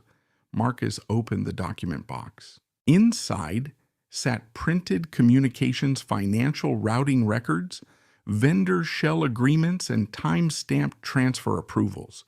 Too organized, too complete. Derek understood immediately. The investigation had been running longer than he realized. He looked back toward the ballroom exits instinctively, not fleeing, calculating. Troy recognized the expression. Logistics executives used it when supply chains collapsed unexpectedly. Search for exits first, solutions second. Vanessa whispered. Oh my God. Derek snapped toward her. Stop saying that. Then his phone buzzed. He checked the screen, and for the first time all night, real fear crossed his face openly. What? Vanessa asked. Derek didn't answer immediately. Troy noticed the caller ID reflected briefly against the dark screen. Vector Lane, legal. Rachel noticed too. Interesting, her expression said silently. Derek walked several feet away to answer. Vanessa looked physically unsteady now. What's happening? Marcus answered bluntly.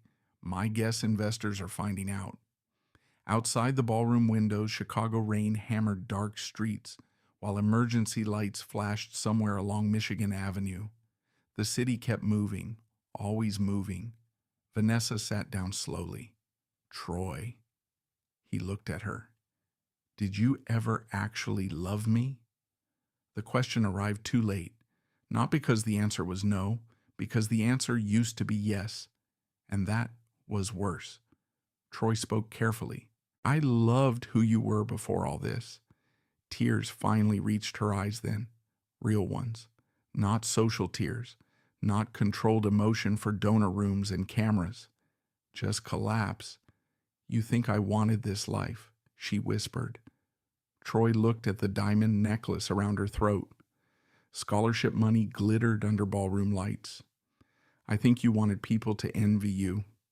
Vanessa looked down immediately, because it was true.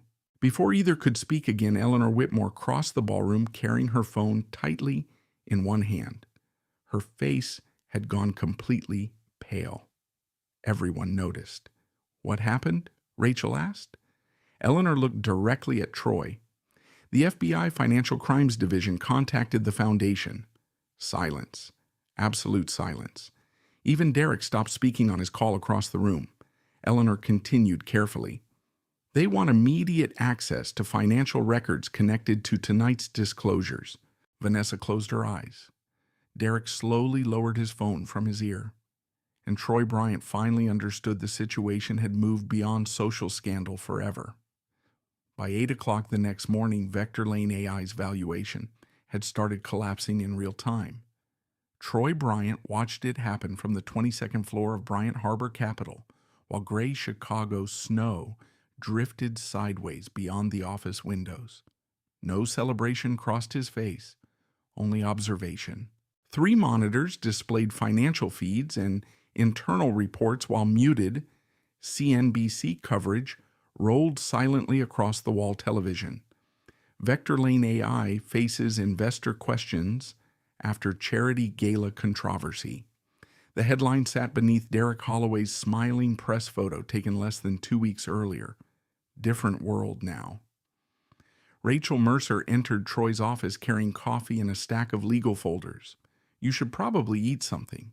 Troy glanced at the untouched breakfast sandwich she placed beside him. "I'm fine. You've said that for 16 straight hours." Troy leaned back slightly. "How bad is it?" Rachel opened the top folder. 3 investment firms suspended negotiations overnight. That fast, they saw the transfer records. Outside the office, glass analysts moved quickly between conference rooms, while assistants whispered into phones. The entire building felt sharper today, like pressure moving through steel beams. Rachel continued reading. "Vector Lane also has exposure problems." Troy looked up. What kind? Projected infrastructure claims? That didn't surprise him.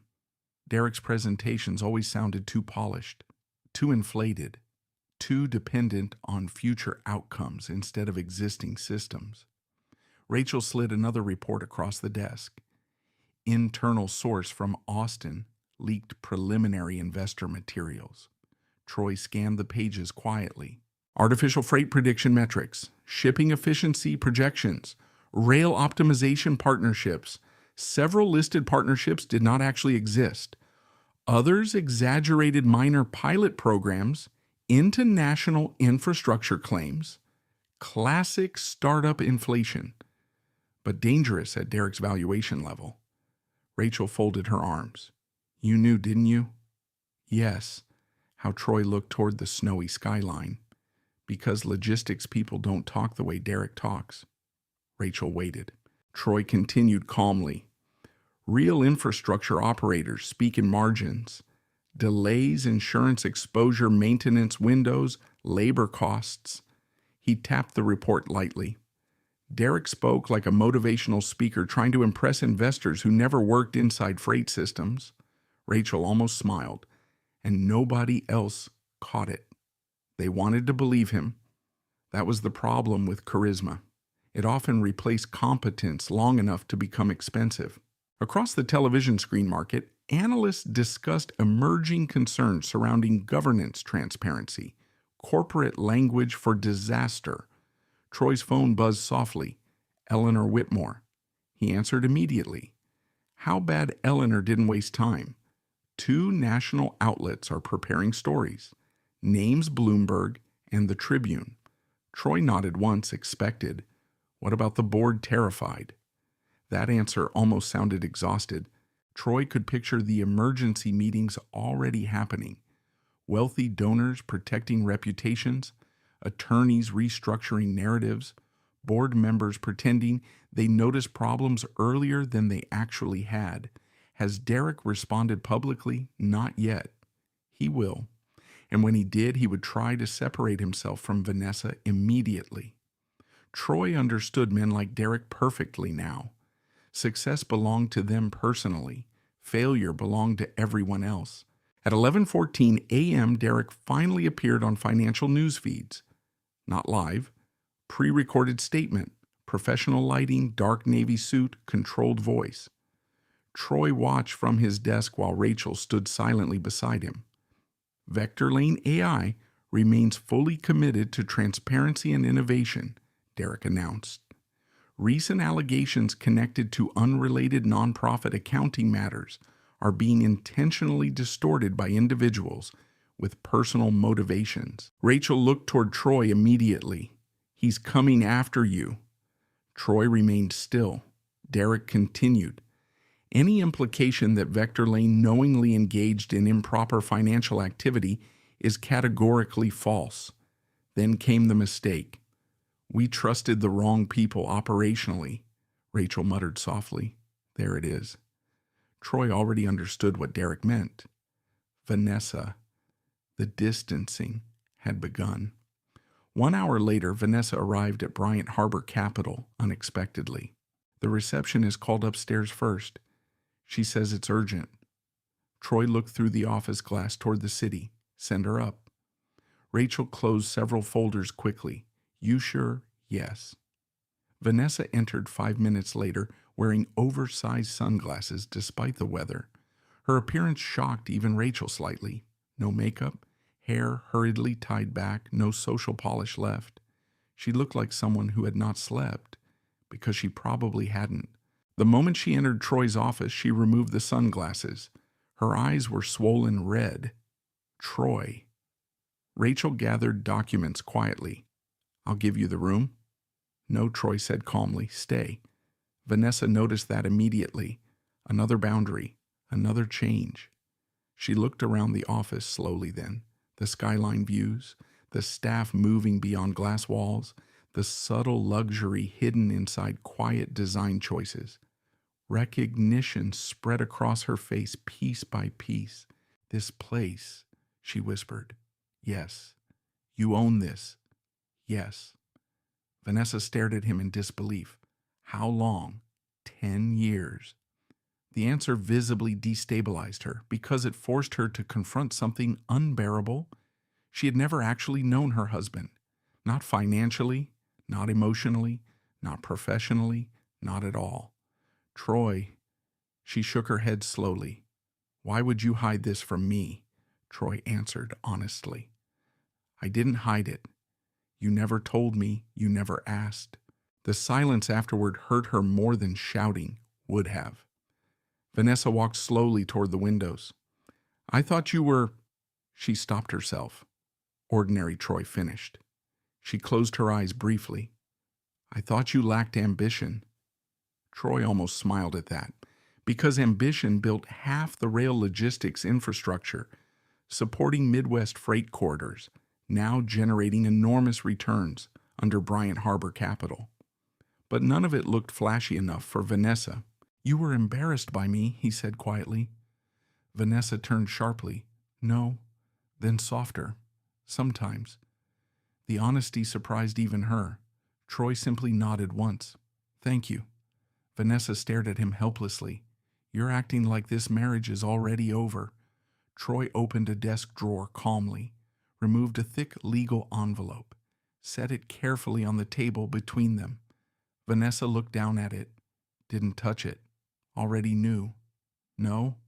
Rachel prepared everything 7 months ago. Vanessa's face emptied completely. 7 months. That's when I realized you were planning a future without me. Her breathing became uneven again. Troy listened to me. No, he interrupted gently. You need to listen now. The room became perfectly still. You didn't leave because I was poor. Vanessa looked at him silently. You left because I wasn't visible enough for the life you wanted. Tears rolled down her face instantly after that. Not dramatic, just defeated. You think Derek cares about me? She whispered. Troy said nothing, because they both already knew the answer. Vanessa sat slowly in the chair across from him. He said we were building something together. No, Troy answered quietly. He was building leverage. The sentence landed with devastating clarity, because now she could finally see it too. Every donor dinner, every gala appearance, every carefully staged photograph. She had not been a partner. She had been access. Vanessa covered her face briefly with both hands. Behind her, Chicago snow continued falling beyond the windows, while muted television analysts discussed Vector Lane's rapidly dropping valuation. At 2:37 p.m., another alert crossed financial feeds. Vector Lane Investor Group pauses funding round, then another. Former employees question. Internal performance claims. Rachel's phone buzzed repeatedly beside her legal folders. It's accelerating, she said quietly. Troy nodded once. Derek built his empire on confidence, and confidence collapsed faster than infrastructure ever did. Vanessa looked toward the television in horror. He's blaming me. Rachel answered carefully. He's protecting himself. That bastard. Troy watched her silently. Interesting, he thought. Only now did she recognize selfishness when it turned toward her. Vanessa stood suddenly. You can fix this. Troy looked up slowly. No. You can stop the investigation. No. Troy, please. This stopped being private the moment foundation money moved into business accounts. Vanessa stepped closer desperately. You still love me. That one hurt. Not because it was manipulation, because once upon a time it was true. Troy looked at her for several long seconds, then answered with painful honesty. I love the version of you that existed before all this. Vanessa broke completely after that. Not loudly, no screaming. She simply sat back down and cried quietly, while the empire she helped build around Derek Holloway collapsed across national financial news. And Troy Bryant finally understood there was nothing left to save anymore.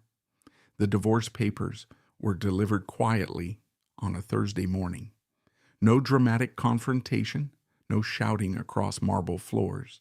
A private courier arrived at the Lincoln Park house at 9:12 a.m., while Vanessa sat alone in the kitchen staring at financial news updates she barely understood anymore. The envelope carried Rachel Mercer's firm logo in the corner. Vanessa already knew what it contained before opening it. Still, her hands trembled slightly unfolding the documents. Petition for dissolution of marriage, asset protection notices, temporary financial restrictions, separate residency agreements. She stopped reading halfway through page 3. The numbers no longer made sense, or rather they finally did. Most of the wealth she thought belonged to their marriage never legally touched her name at all. Bryant Harbor Capital sat protected through layered ownership structures and premarital investment entities built years before their relationship deteriorated. The foundation remained separate. The rail holdings remained separate. The warehouse portfolios remained separate. Even portions of the Lincoln Park property had been refinanced and secured through trust structures she never bothered learning about because she assumed Troy lacked sophistication. That assumption was now costing her everything. Vanessa lowered the paper slowly onto the kitchen counter. Outside, melting snow dripped from rooftops beneath gray Chicago skies, while delivery trucks crawled through morning traffic. The house felt enormous suddenly. Too quiet, too expensive, too empty. Her phone buzzed. Unknown number. She answered immediately. Hello, Troy Bryant. No, this is Vanessa. A pause. Then this is Federal Financial Review Services regarding authorization records tied to the Bryant Futures Foundation. Vanessa closed her eyes instantly. The calls had started. By afternoon, 2 board positions suspended her pending investigation review. One donor organization publicly removed her from an upcoming charity panel in Evanston. Another social committee quietly stopped returning messages altogether. Chicago's elite social world operated on invitation. And invitations disappeared fast when legal exposure entered the room.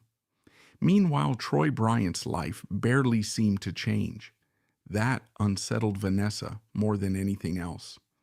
The next morning, Troy stopped at the same small coffee shop near Fulton Market he'd visited for almost 6 years. Same order, black coffee, turkey sandwich around noon. Same old winter coat Vanessa once mocked repeatedly. The owner, Luis, handed him coffee with unusual hesitation. You okay, man? Troy looked mildly surprised. Yes. Luis rubbed the back of his neck awkwardly. My wife saw that Gala thing online. Of course she did. Clips from the wine incident had spread across social media overnight. Grainy smartphone videos captured Vanessa throwing Cabernet across Troy's tuxedo, while stunned guests gasped nearby. Several headlines focused more on the humiliation than the financial scandal. Silent millionaire, humiliated, at his own charity gala. The irony made excellent internet content. Louis shook his head slowly. Crazy world. Troy accepted the coffee calmly. Something like that. As he turned to leave two younger customers near the window, suddenly recognized him. One whispered, "That's him." Troy kept walking. Attention already felt exhausting. At Bryant Harbor, Capitol staff members treated him differently now too. More carefully, more respectfully. News coverage changed perception fast. Executives who once saw Troy as a quiet infrastructure investor now realized the scale of what he actually controlled. Rachel Mercer entered his office shortly after lunch carrying updated financial summaries. "Temporary account protections are active," she said. Troy nodded once. "Joint cards, frozen this morning. House. She can remain there temporarily." Troy looked toward the skyline. "That's fine." Rachel studied him carefully. "You really aren't interested in punishing her? No? You know most people would be." Troy considered that for a moment, then answered honestly. "She already destroyed the only thing that mattered." Rachel said nothing after that, because she understood. Trust did not collapse loudly. It collapsed permanently. Later that afternoon, Troy drove toward a warehouse development site near Cicero Avenue. The silver Avalon still carried faint scratches near the rear bumper, and a crack in the dashboard leather Vanessa constantly complained about. Troy never fixed cosmetic things unless necessary. Function mattered more. At a stoplight near downtown, another driver rolled down his window suddenly. "Hey," Troy glanced sideways. The man recognized him immediately. "You're that Gala guy." Troy gave a small nod. The man grinned. "She shouldn't have done that to you." Then the light changed. Traffic moved. Conversation over. Troy drove on. Across Chicago, public opinion was forming faster than legal outcomes. And public opinion strongly preferred quiet victims over arrogant social climbers. Vanessa felt that shift everywhere now. By Friday evening, she sat alone inside the Lincoln Park house, scrolling through articles and comments until the words blurred together. Some people defended her. Most did not.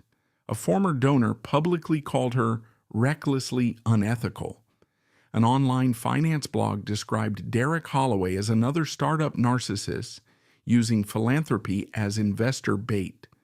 Worse than criticism, though, was the silence. Friends stopped calling. Invitations disappeared. People she once spent years impressing suddenly acted like they barely remembered her. At 8:47 p.m., Claire Bennett arrived unexpectedly. Vanessa opened the door, looking exhausted. Claire stepped inside slowly. "You look terrible." "Thanks." Claire removed her coat carefully. For several awkward seconds, neither spoke. Then Claire asked quietly, "Did you really use scholarship money for Derek's company?" Vanessa sat heavily on the couch. It wasn't supposed to become this. Claire stared at her in disbelief. "Troy paid my student loans." Vanessa looked up sharply. "What?" Claire folded her arms. $92,000. 2 years ago. Vanessa blinked repeatedly. "No, he didn't." "Yes, he did. That was a refinance program." Claire shook her head slowly. "No, he paid it himself." The room went completely silent. Another invisible thing Troy handled quietly. Another truth Vanessa never bothered seeing. Claire looked around the massive house. "You never understood him." Vanessa's voice cracked slightly. "You think I don't know that now." Claire softened a little after hearing that. "But only a little. You treated him like he was small." Vanessa stared at the floor. Because she had. Not openly at first, not intentionally every day, but gradually, consistently, death by disrespect. Claire sat beside her carefully. "You know what's crazy?" Vanessa looked up. "He never once talked badly about you." That one hurt, deeply, because it sounded exactly like Troy. Calm even while bleeding. Across town that same night, Troy sat alone in his smaller apartment, overlooking the Chicago River, reviewing foundation restructuring proposals with Eleanor Whitmore. The apartment looked nothing like the Lincoln Park mansion. Simple furniture, minimal decoration, quiet, peaceful. Eleanor closed one financial report and sighed heavily. "We'll survive this." "Yes, but barely." Troy nodded. Scholarship funds remain protected thanks to emergency reserve accounts he established years earlier without informing most board members. Preparation again, always preparation. Eleanor looked at him carefully over reading glasses. "You know the city's turning you into some kind of folk hero." Troy almost smiled. "That sounds exhausting." "It probably is." Snow drifted softly beyond the apartment windows while tugboats moved slowly through dark water below. For the first time in months, the silence around Troy felt clean instead of heavy. Not happiness, not yet, but clarity. His phone buzzed unexpectedly on the table. "Vanessa?" Eleanor glanced toward it. "You going to answer?" Troy watched the screen for several seconds, then declined the call quietly. 1 minute later, another notification appeared. Chicago Tribune requesting interview regarding anonymous scholarship donations. Troy ignored that too, because attention still felt dangerous, and because deep down Troy Bryant still hated being seen. The Chicago Tribune article went live at 5:43 a.m. on a freezing Monday morning. By 6 o'clock, half the city's financial community had already read it. Troy Bryant first saw the headline while standing inside his apartment kitchen, pouring coffee into the same dented steel thermos he had carried for years. The quiet donor behind Illinois' largest scholarship network. Below the title sat a photograph taken without his knowledge 3 days earlier. Troy exiting a warehouse development meeting in Cicero. Dark winter coat, old leather briefcase, silver Toyota Avalon behind him dusted with snow. No glamour, no staged lighting, just reality. He read the article slowly while Chicago morning traffic hummed faintly 20 floors below. The reporter Diane Keller had done real work. She traced scholarship growth numbers across 7 years, interviewed former students, verified anonymous donation structures through foundation disclosures and state nonprofit filings. No sensationalism, no gossip, just facts. Troy respected that. The article detailed how Bryant Futures funded over 3,400 scholarship recipients, multiple trade certification programs, nursing grants, Southside apprenticeship initiatives, logistics training partnerships across Illinois. One section hit harder than expected. He never attached his name to any building scholarship or media campaign, Eleanor Whitmore told the Tribune. Most people in our own donor circles had no idea he was the primary benefactor. Troy stared at the sentence for several seconds, not because of pride, because anonymity had mattered deeply to him. Now it was gone. His phone started ringing before he finished the article. First Bloomberg, then CNBC, then 2 podcast producers, then national business outlets requesting interviews about quiet wealth, ethical leadership, and anonymous philanthropy. Troy ignored every call. By 9:30, Bryant Harbor Capital's reception floor looked like security headquarters. Reporters gathered outside the building entrance beneath snowfall, while assistants rerouted media inquiries nonstop. Rachel Mercer entered Troy's office carrying another stack of requests. "You officially became interesting." Troy looked tired already. "That sounds unfortunate." Rachel almost smiled. "Most people would love this. Most people don't understand attention." He meant it. Wealth never frightened Troy. Exposure did. Rachel sat across from him. "You can shape the narrative now. I don't want a narrative. You already have one." That was true. The internet had built its own version of Troy Bryant over the weekend. The quiet millionaire, the invisible husband, the man publicly humiliated at his own gala. Social media loved simple morality stories, and Troy unintentionally fit perfectly inside one. Meanwhile, Vanessa Bryant's world kept collapsing quietly in the background. That same morning, she sat alone at a small cafe near Gold Coast, wearing sunglasses indoors while pretending not to read the Tribune article on her phone. People recognized her anyway, not openly, but enough. Whispers followed her now, quick glances, judgment hidden behind lowered voices. A group of younger women near the counter kept looking toward her while scrolling their phones. Vanessa left without finishing coffee. Back downtown, Troy attended an emergency foundation meeting at noon. The atmosphere inside the boardroom had changed completely. 2 weeks earlier, several members barely acknowledged him during the discussions. Now everyone stood when he entered. Too respectful, too careful. Troy disliked it immediately. Eleanor Whitmore opened the meeting formally. First scholarship operations remained secure. Relief spread visibly across several board members. Troy had quietly transferred enough reserve funding to stabilize the foundation through the scandal months earlier. Again, preparation. Marcus Reed continued the update. Federal investigators requested expanded documentation tied to operational transfers connected with Vector Lane AI. One board member adjusted his glasses nervously. "Are criminal charges likely?" Rachel answered carefully. Too early to say, but everyone understood what too early really meant. Possible. Very possible. After the meeting ended, Eleanor stopped Troy near the elevator. "You should have gone into politics." Troy looked mildly horrified. "That's probably the worst thing anyone said to me all month." Eleanor laughed quietly for the first time in days. Then her expression softened. "You saved this organization." "No," Troy answered calmly. "The students did. We just failed them temporarily." Eleanor watched him disappear into the elevator afterward, and for the first time she fully understood why people trusted him with enormous systems. Because Troy Bryant never centered himself in the story. That afternoon, Troy finally agreed to one interview request. Not television, not finance media. A local education nonprofit podcast hosted by former scholarship recipients. Rachel looked genuinely confused.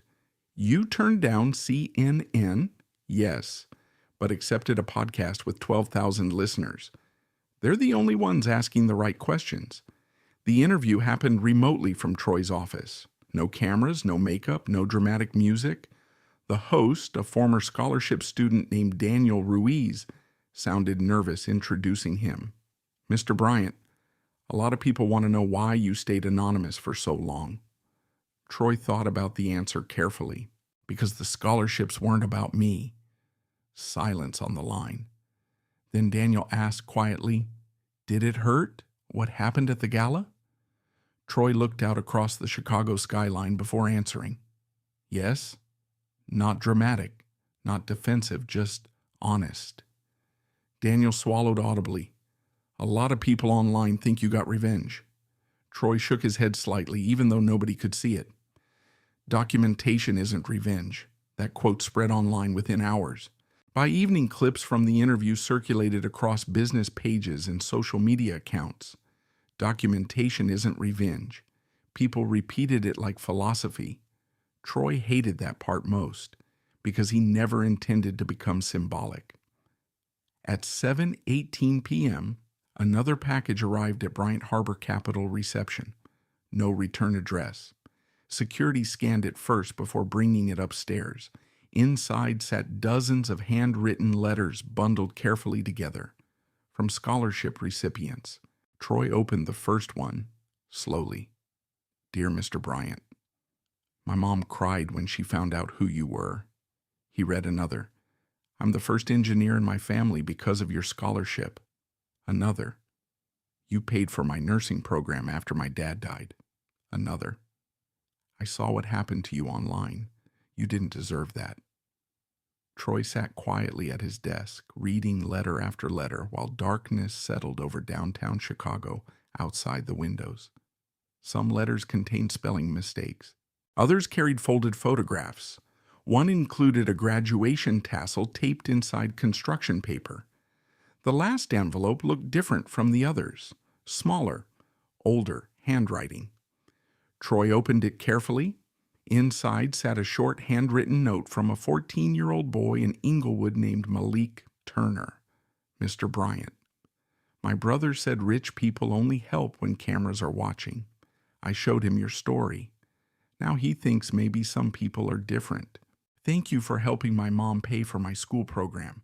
I want to work in transportation engineering someday. Troy read the letter twice, then slowly leaned back in his chair. The office remained silent except for distant traffic below. For the first time since the gala, something inside him loosened slightly. Not relief, something quieter. Perspective.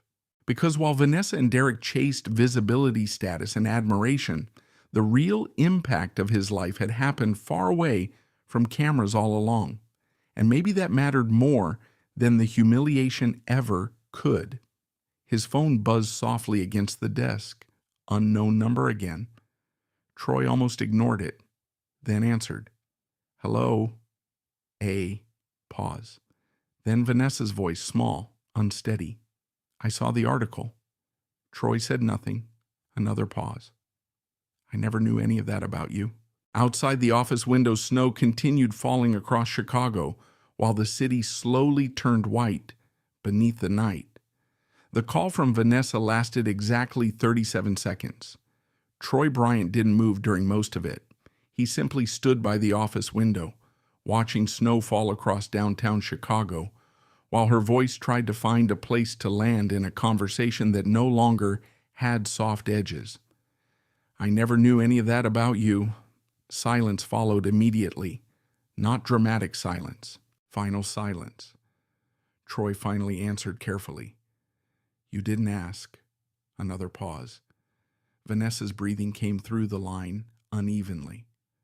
I didn't understand what I was looking at, she said. Troy watched a snowplow move slowly across Lower Wacker Drive. That's the problem, he replied quietly. You were always looking. The line went quiet again, long enough for both of them to realize there was nothing left to interpret. Then Vanessa spoke one last time. Is there any way to fix this?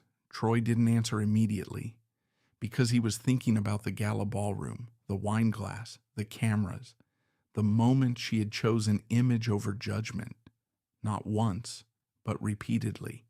No, he said finally. A breath broke on the other end. Then the call ended. Troy lowered the phone slowly and set it on the desk without looking at it again. Behind him, Rachel Mercer stood quietly in the doorway. You didn't sound angry, she said. I'm not. Rachel stepped inside. That's worse, isn't it? Troy didn't respond. Because she was right. Anger implied attachment, and attachment was already gone. The federal investigation escalated 2 days later. Not publicly at first. Quiet subpoenas, structured requests, document holds across foundation-linked accounts and third-party vendor systems.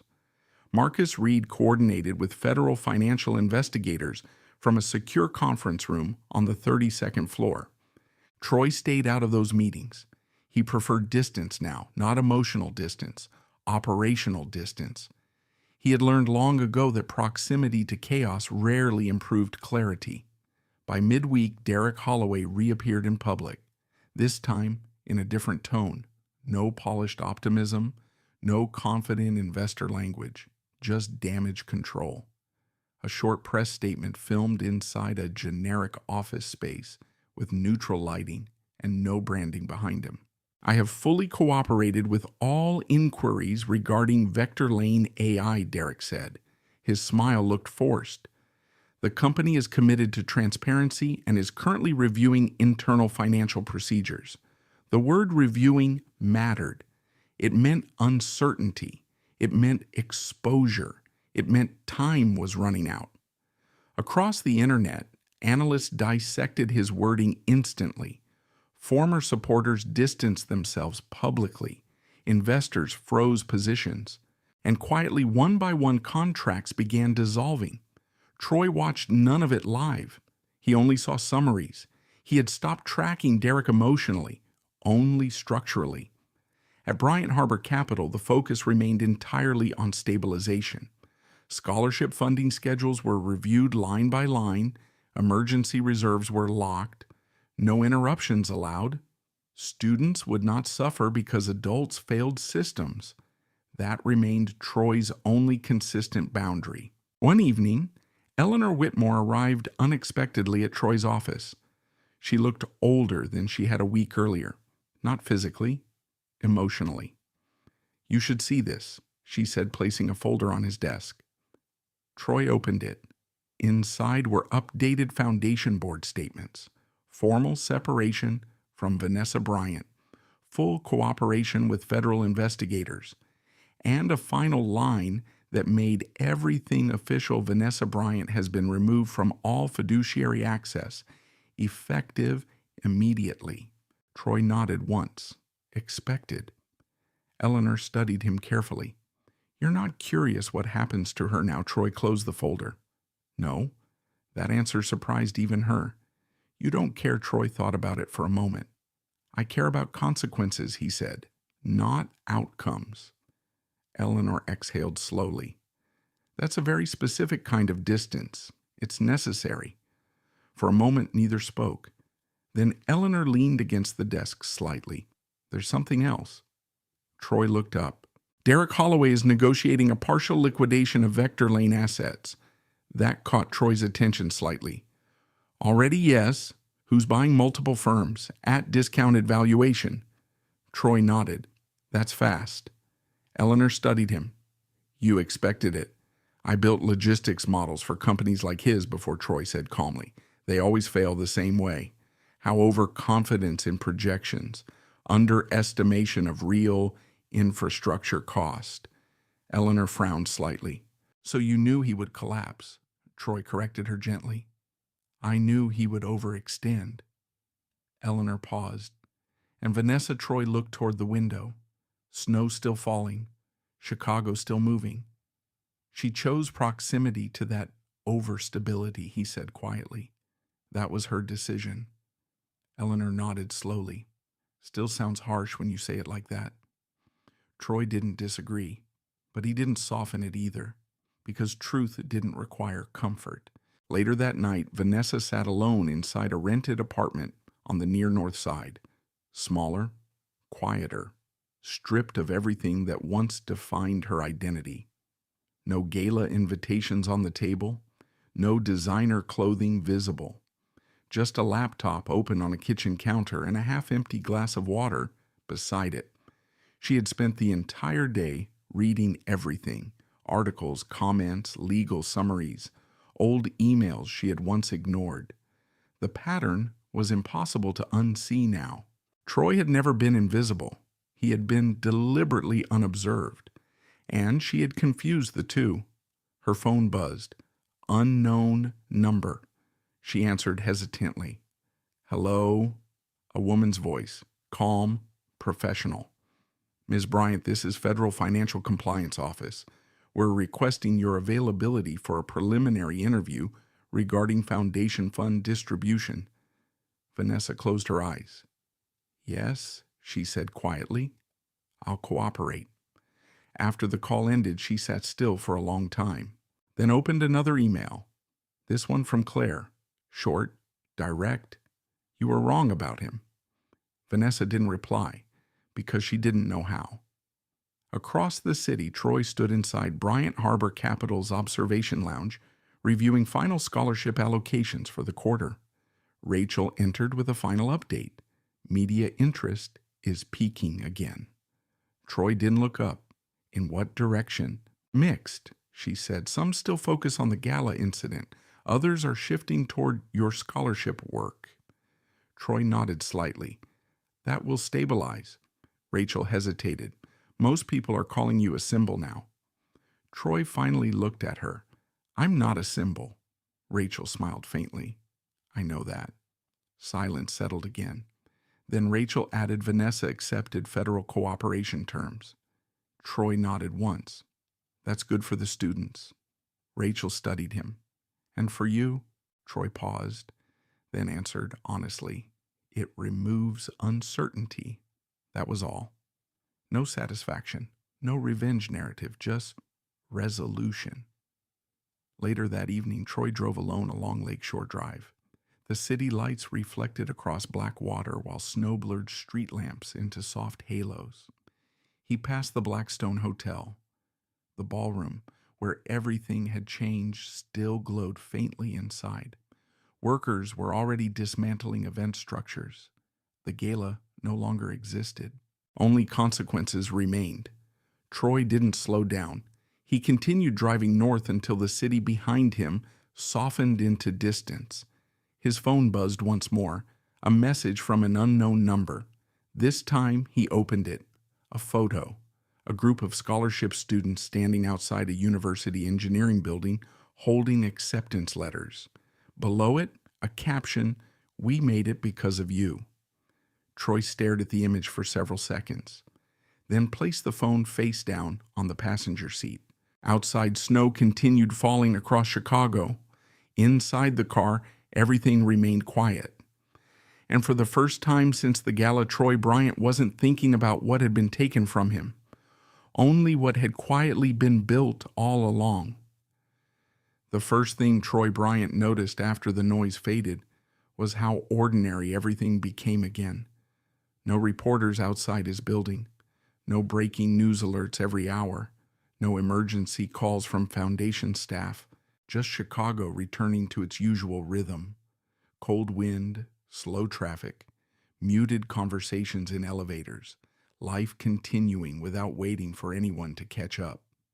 Bryant Harbor Capital had stabilized completely by the third week after the gala incident. Vector Lane AI no longer dominated financial headlines. Its valuation had dropped nearly 70%, and acquisition talks were now focused on restructuring rather than growth. Derek Holloway had disappeared from public statements entirely. Vanessa Bryant was no longer mentioned in any official capacity tied to the foundation. And Troy, despite being at the center of everything, returned to something resembling routine. He arrived at work early, left late, reviewed logistics portfolios, approved scholarship distributions, rejected every interview request that still came through.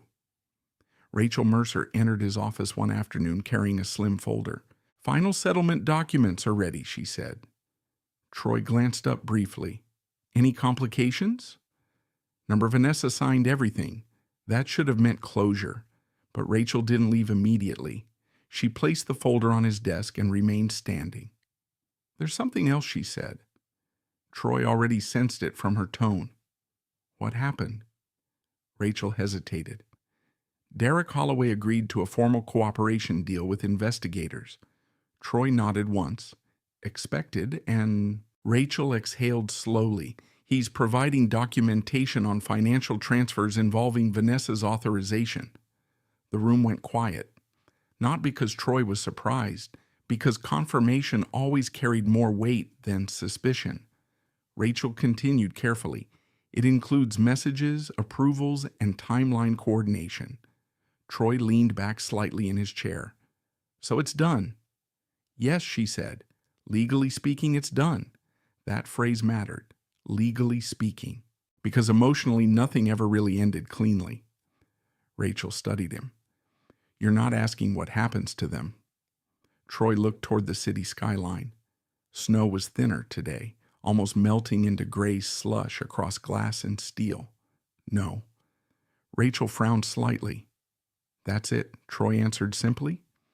"It stopped being my concern when it stopped being my responsibility." Rachel didn't respond immediately. She had worked with enough clients to understand how rare that mindset was. Most people wanted resolution and revenge intertwined. Troy wanted neither, only completion. Later that day, Troy left the office earlier than usual. He drove through West Loop toward Southside Chicago without telling anyone where he was going. The Avalon moved steadily through streets that became less polished the farther south he traveled. Buildings changed. Storefronts became older. Life became louder. Eventually, he parked near a community center in Inglewood, the same neighborhood where scholarship recruitment had quietly begun years earlier. Inside the building smelled like old wood paint and warm heating systems struggling against winter. A group of teenagers sat in a classroom reviewing engineering basics on laptops. One of them looked up first, then another, then suddenly several. Recognition didn't happen instantly. It built slowly. Then someone whispered, "That's him." Troy stood near the doorway, hands in his coat pockets. He didn't move forward. He didn't interrupt the class. He simply waited. A young man stood up slowly from the front row. "Are you Troy Bryant?" Troy nodded once. Yes. The room went quiet in a different way than the gala had gone quiet. This silence wasn't shock, it was curiosity. The student hesitated. "I got accepted into the logistics program," he said carefully. "Through your scholarship." Troy nodded again. "Good." Another student spoke up. "My sister got nursing support." Another. "My cousin's trade program started last year." The room slowly filled with overlapping stories. Not loud, not emotional, just real. Troy listened. That was all he came to do. After a few minutes, the first student asked quietly, "Why didn't you ever tell people it was you?" Troy considered the question carefully, then answered honestly, "Because it was never supposed to be about me." The student frowned slightly. "But people think it matters?" Troy shook his head. "People think a lot of things matter because they are visible." That sentence lingered. One of the younger students at the back raised a hand. "Do you regret it?" Troy looked at him. No. No hesitation, no complexity, just truth. The teacher in the back of the room watched quietly, almost unsure whether to interrupt or let it continue. Troy stepped slightly inside the classroom now, not fully, just enough to be present. "I grew up not far from here," he said. That got their attention differently. Not as a billionaire, not as a donor, but as proximity. "I know what it feels like to think certain doors are not meant for you." He paused briefly. "And I know what it feels like when someone opens one anyway." Silence returned, but this time it was warmer, more grounded. One student asked, "Did you ever want to stop?" Troy thought about that honestly. "Yes." A few students looked surprised. "Usually when people assumed I didn't exist," he said calmly. That caused a few quiet reactions. Not laughter, not pity, understanding. He looked around the room slowly. "But you don't stop because of how people see you," he added. "You stop when what you're building stops mattering." The teacher finally stepped forward slightly. "We appreciate you coming here," she said carefully. Troy nodded. "I'm not here as a guest." "What are you here as?" A pause. "Someone who remembers." That answer ended the conversation naturally. No applause, no speeches, just a shared understanding settling into the room. When Troy left the community center, the sky outside had already started dimming into early evening. Snow was lighter now, almost non-existent. He stood outside for a moment before getting into the car. Inside the Avalon, the heater took a few seconds to warm the cabin. He didn't start driving immediately. Instead, he looked out at the neighborhood streets, kids walking home, small stores lighting up for evening business, life continuing without interruption. His phone buzzed once. A message from Rachel. Settlement finalized. No further legal exposure anticipated. Troy read it once, then set the phone down. For the first time in months, nothing required immediate action. No crisis, no collapse, no investigation, only time. As he drove back toward downtown Chicago, the skyline gradually returned. Bright lights, glass towers, reflections of a city that never fully stopped moving. The Blackstone Hotel appeared again in the distance, still standing, still hosting events, still carrying echoes of everything that happened inside it. Troy didn't look at it for long. He simply passed by. The road ahead was clear, and for the first time since everything began, there was nothing chasing him from behind. Only forward movement, quiet, stable, unremarkable, exactly how he preferred it. The Blackstone Hotel ballroom looked different a year later, not because it changed, but because Troy Bryant no longer saw it the same way. The chandeliers were still the same. The marble floors still reflected light too perfectly. The stage still carried the same backdrop panels for corporate galas and charity events. But tonight there was no tension in the air, no hidden deals, no performance of status, just a quiet foundation event organized without media attention. Bryant Future's scholarship initiative had returned to its original purpose, smaller, cleaner, rebuilt under stricter oversight and with fewer people who cared about being seen. Troy arrived at 6:58 p.m. Same entrance, same slow walk through revolving doors, same old silver Avalon waiting outside in valet parking. But this time, nobody misidentified him. No one assumed he was staff. No one ignored him. He simply wasn't the center of attention anymore. And that was intentional. Eleanor Whitmore greeted him near the entrance. "You came," she said. Troy nodded. "You said there was a student speaking?" "Yes." They walked together into the ballroom. The audience was smaller than the previous gala. No politicians, no celebrity donors, just recipients, families, board members, and a few quiet sponsors. Rachel Mercer sat near the side aisle reviewing documents, but looked up briefly when Troy entered. She gave a small nod. Everything was stable now, controlled, corrected. On stage, a young man stepped up to the microphone. Troy recognized him immediately. The same student from Inglewood, now older, more confident. Wearing a suit that didn't quite fit perfectly yet. But it didn't matter. He spoke into the microphone carefully. "My name is Malik Turner," he began. A few smiles in the audience. "I grew up in Inglewood on the south side of Chicago." He paused. Troy remained still. Malik continued. "I used to think people like me didn't end up in rooms like this unless they got lucky." A quiet reaction in the audience. "But I learned something." He looked down briefly at his notes. "Sometimes it's not luck. Sometimes it's someone deciding that you matter before you ever know who they are." Troy exhaled slowly, not emotionally, just present. Malik continued. "I never met the man who funded my scholarship until last year." He looked toward the audience. "And when I did, I expected someone loud. A small nervous laugh from the crowd. But he wasn't loud. His gaze shifted slightly. He was just there." The room went quiet again. "I want to say thank you to Troy Bryant." All eyes in the ballroom slowly turned, not dramatically, not suddenly, but inevitably. Troy didn't move. He didn't wave. He didn't stand immediately. He simply accepted the moment without trying to shape it. Malik continued. "You changed my life without ever asking for recognition." A pause. "I think that says everything about who you are."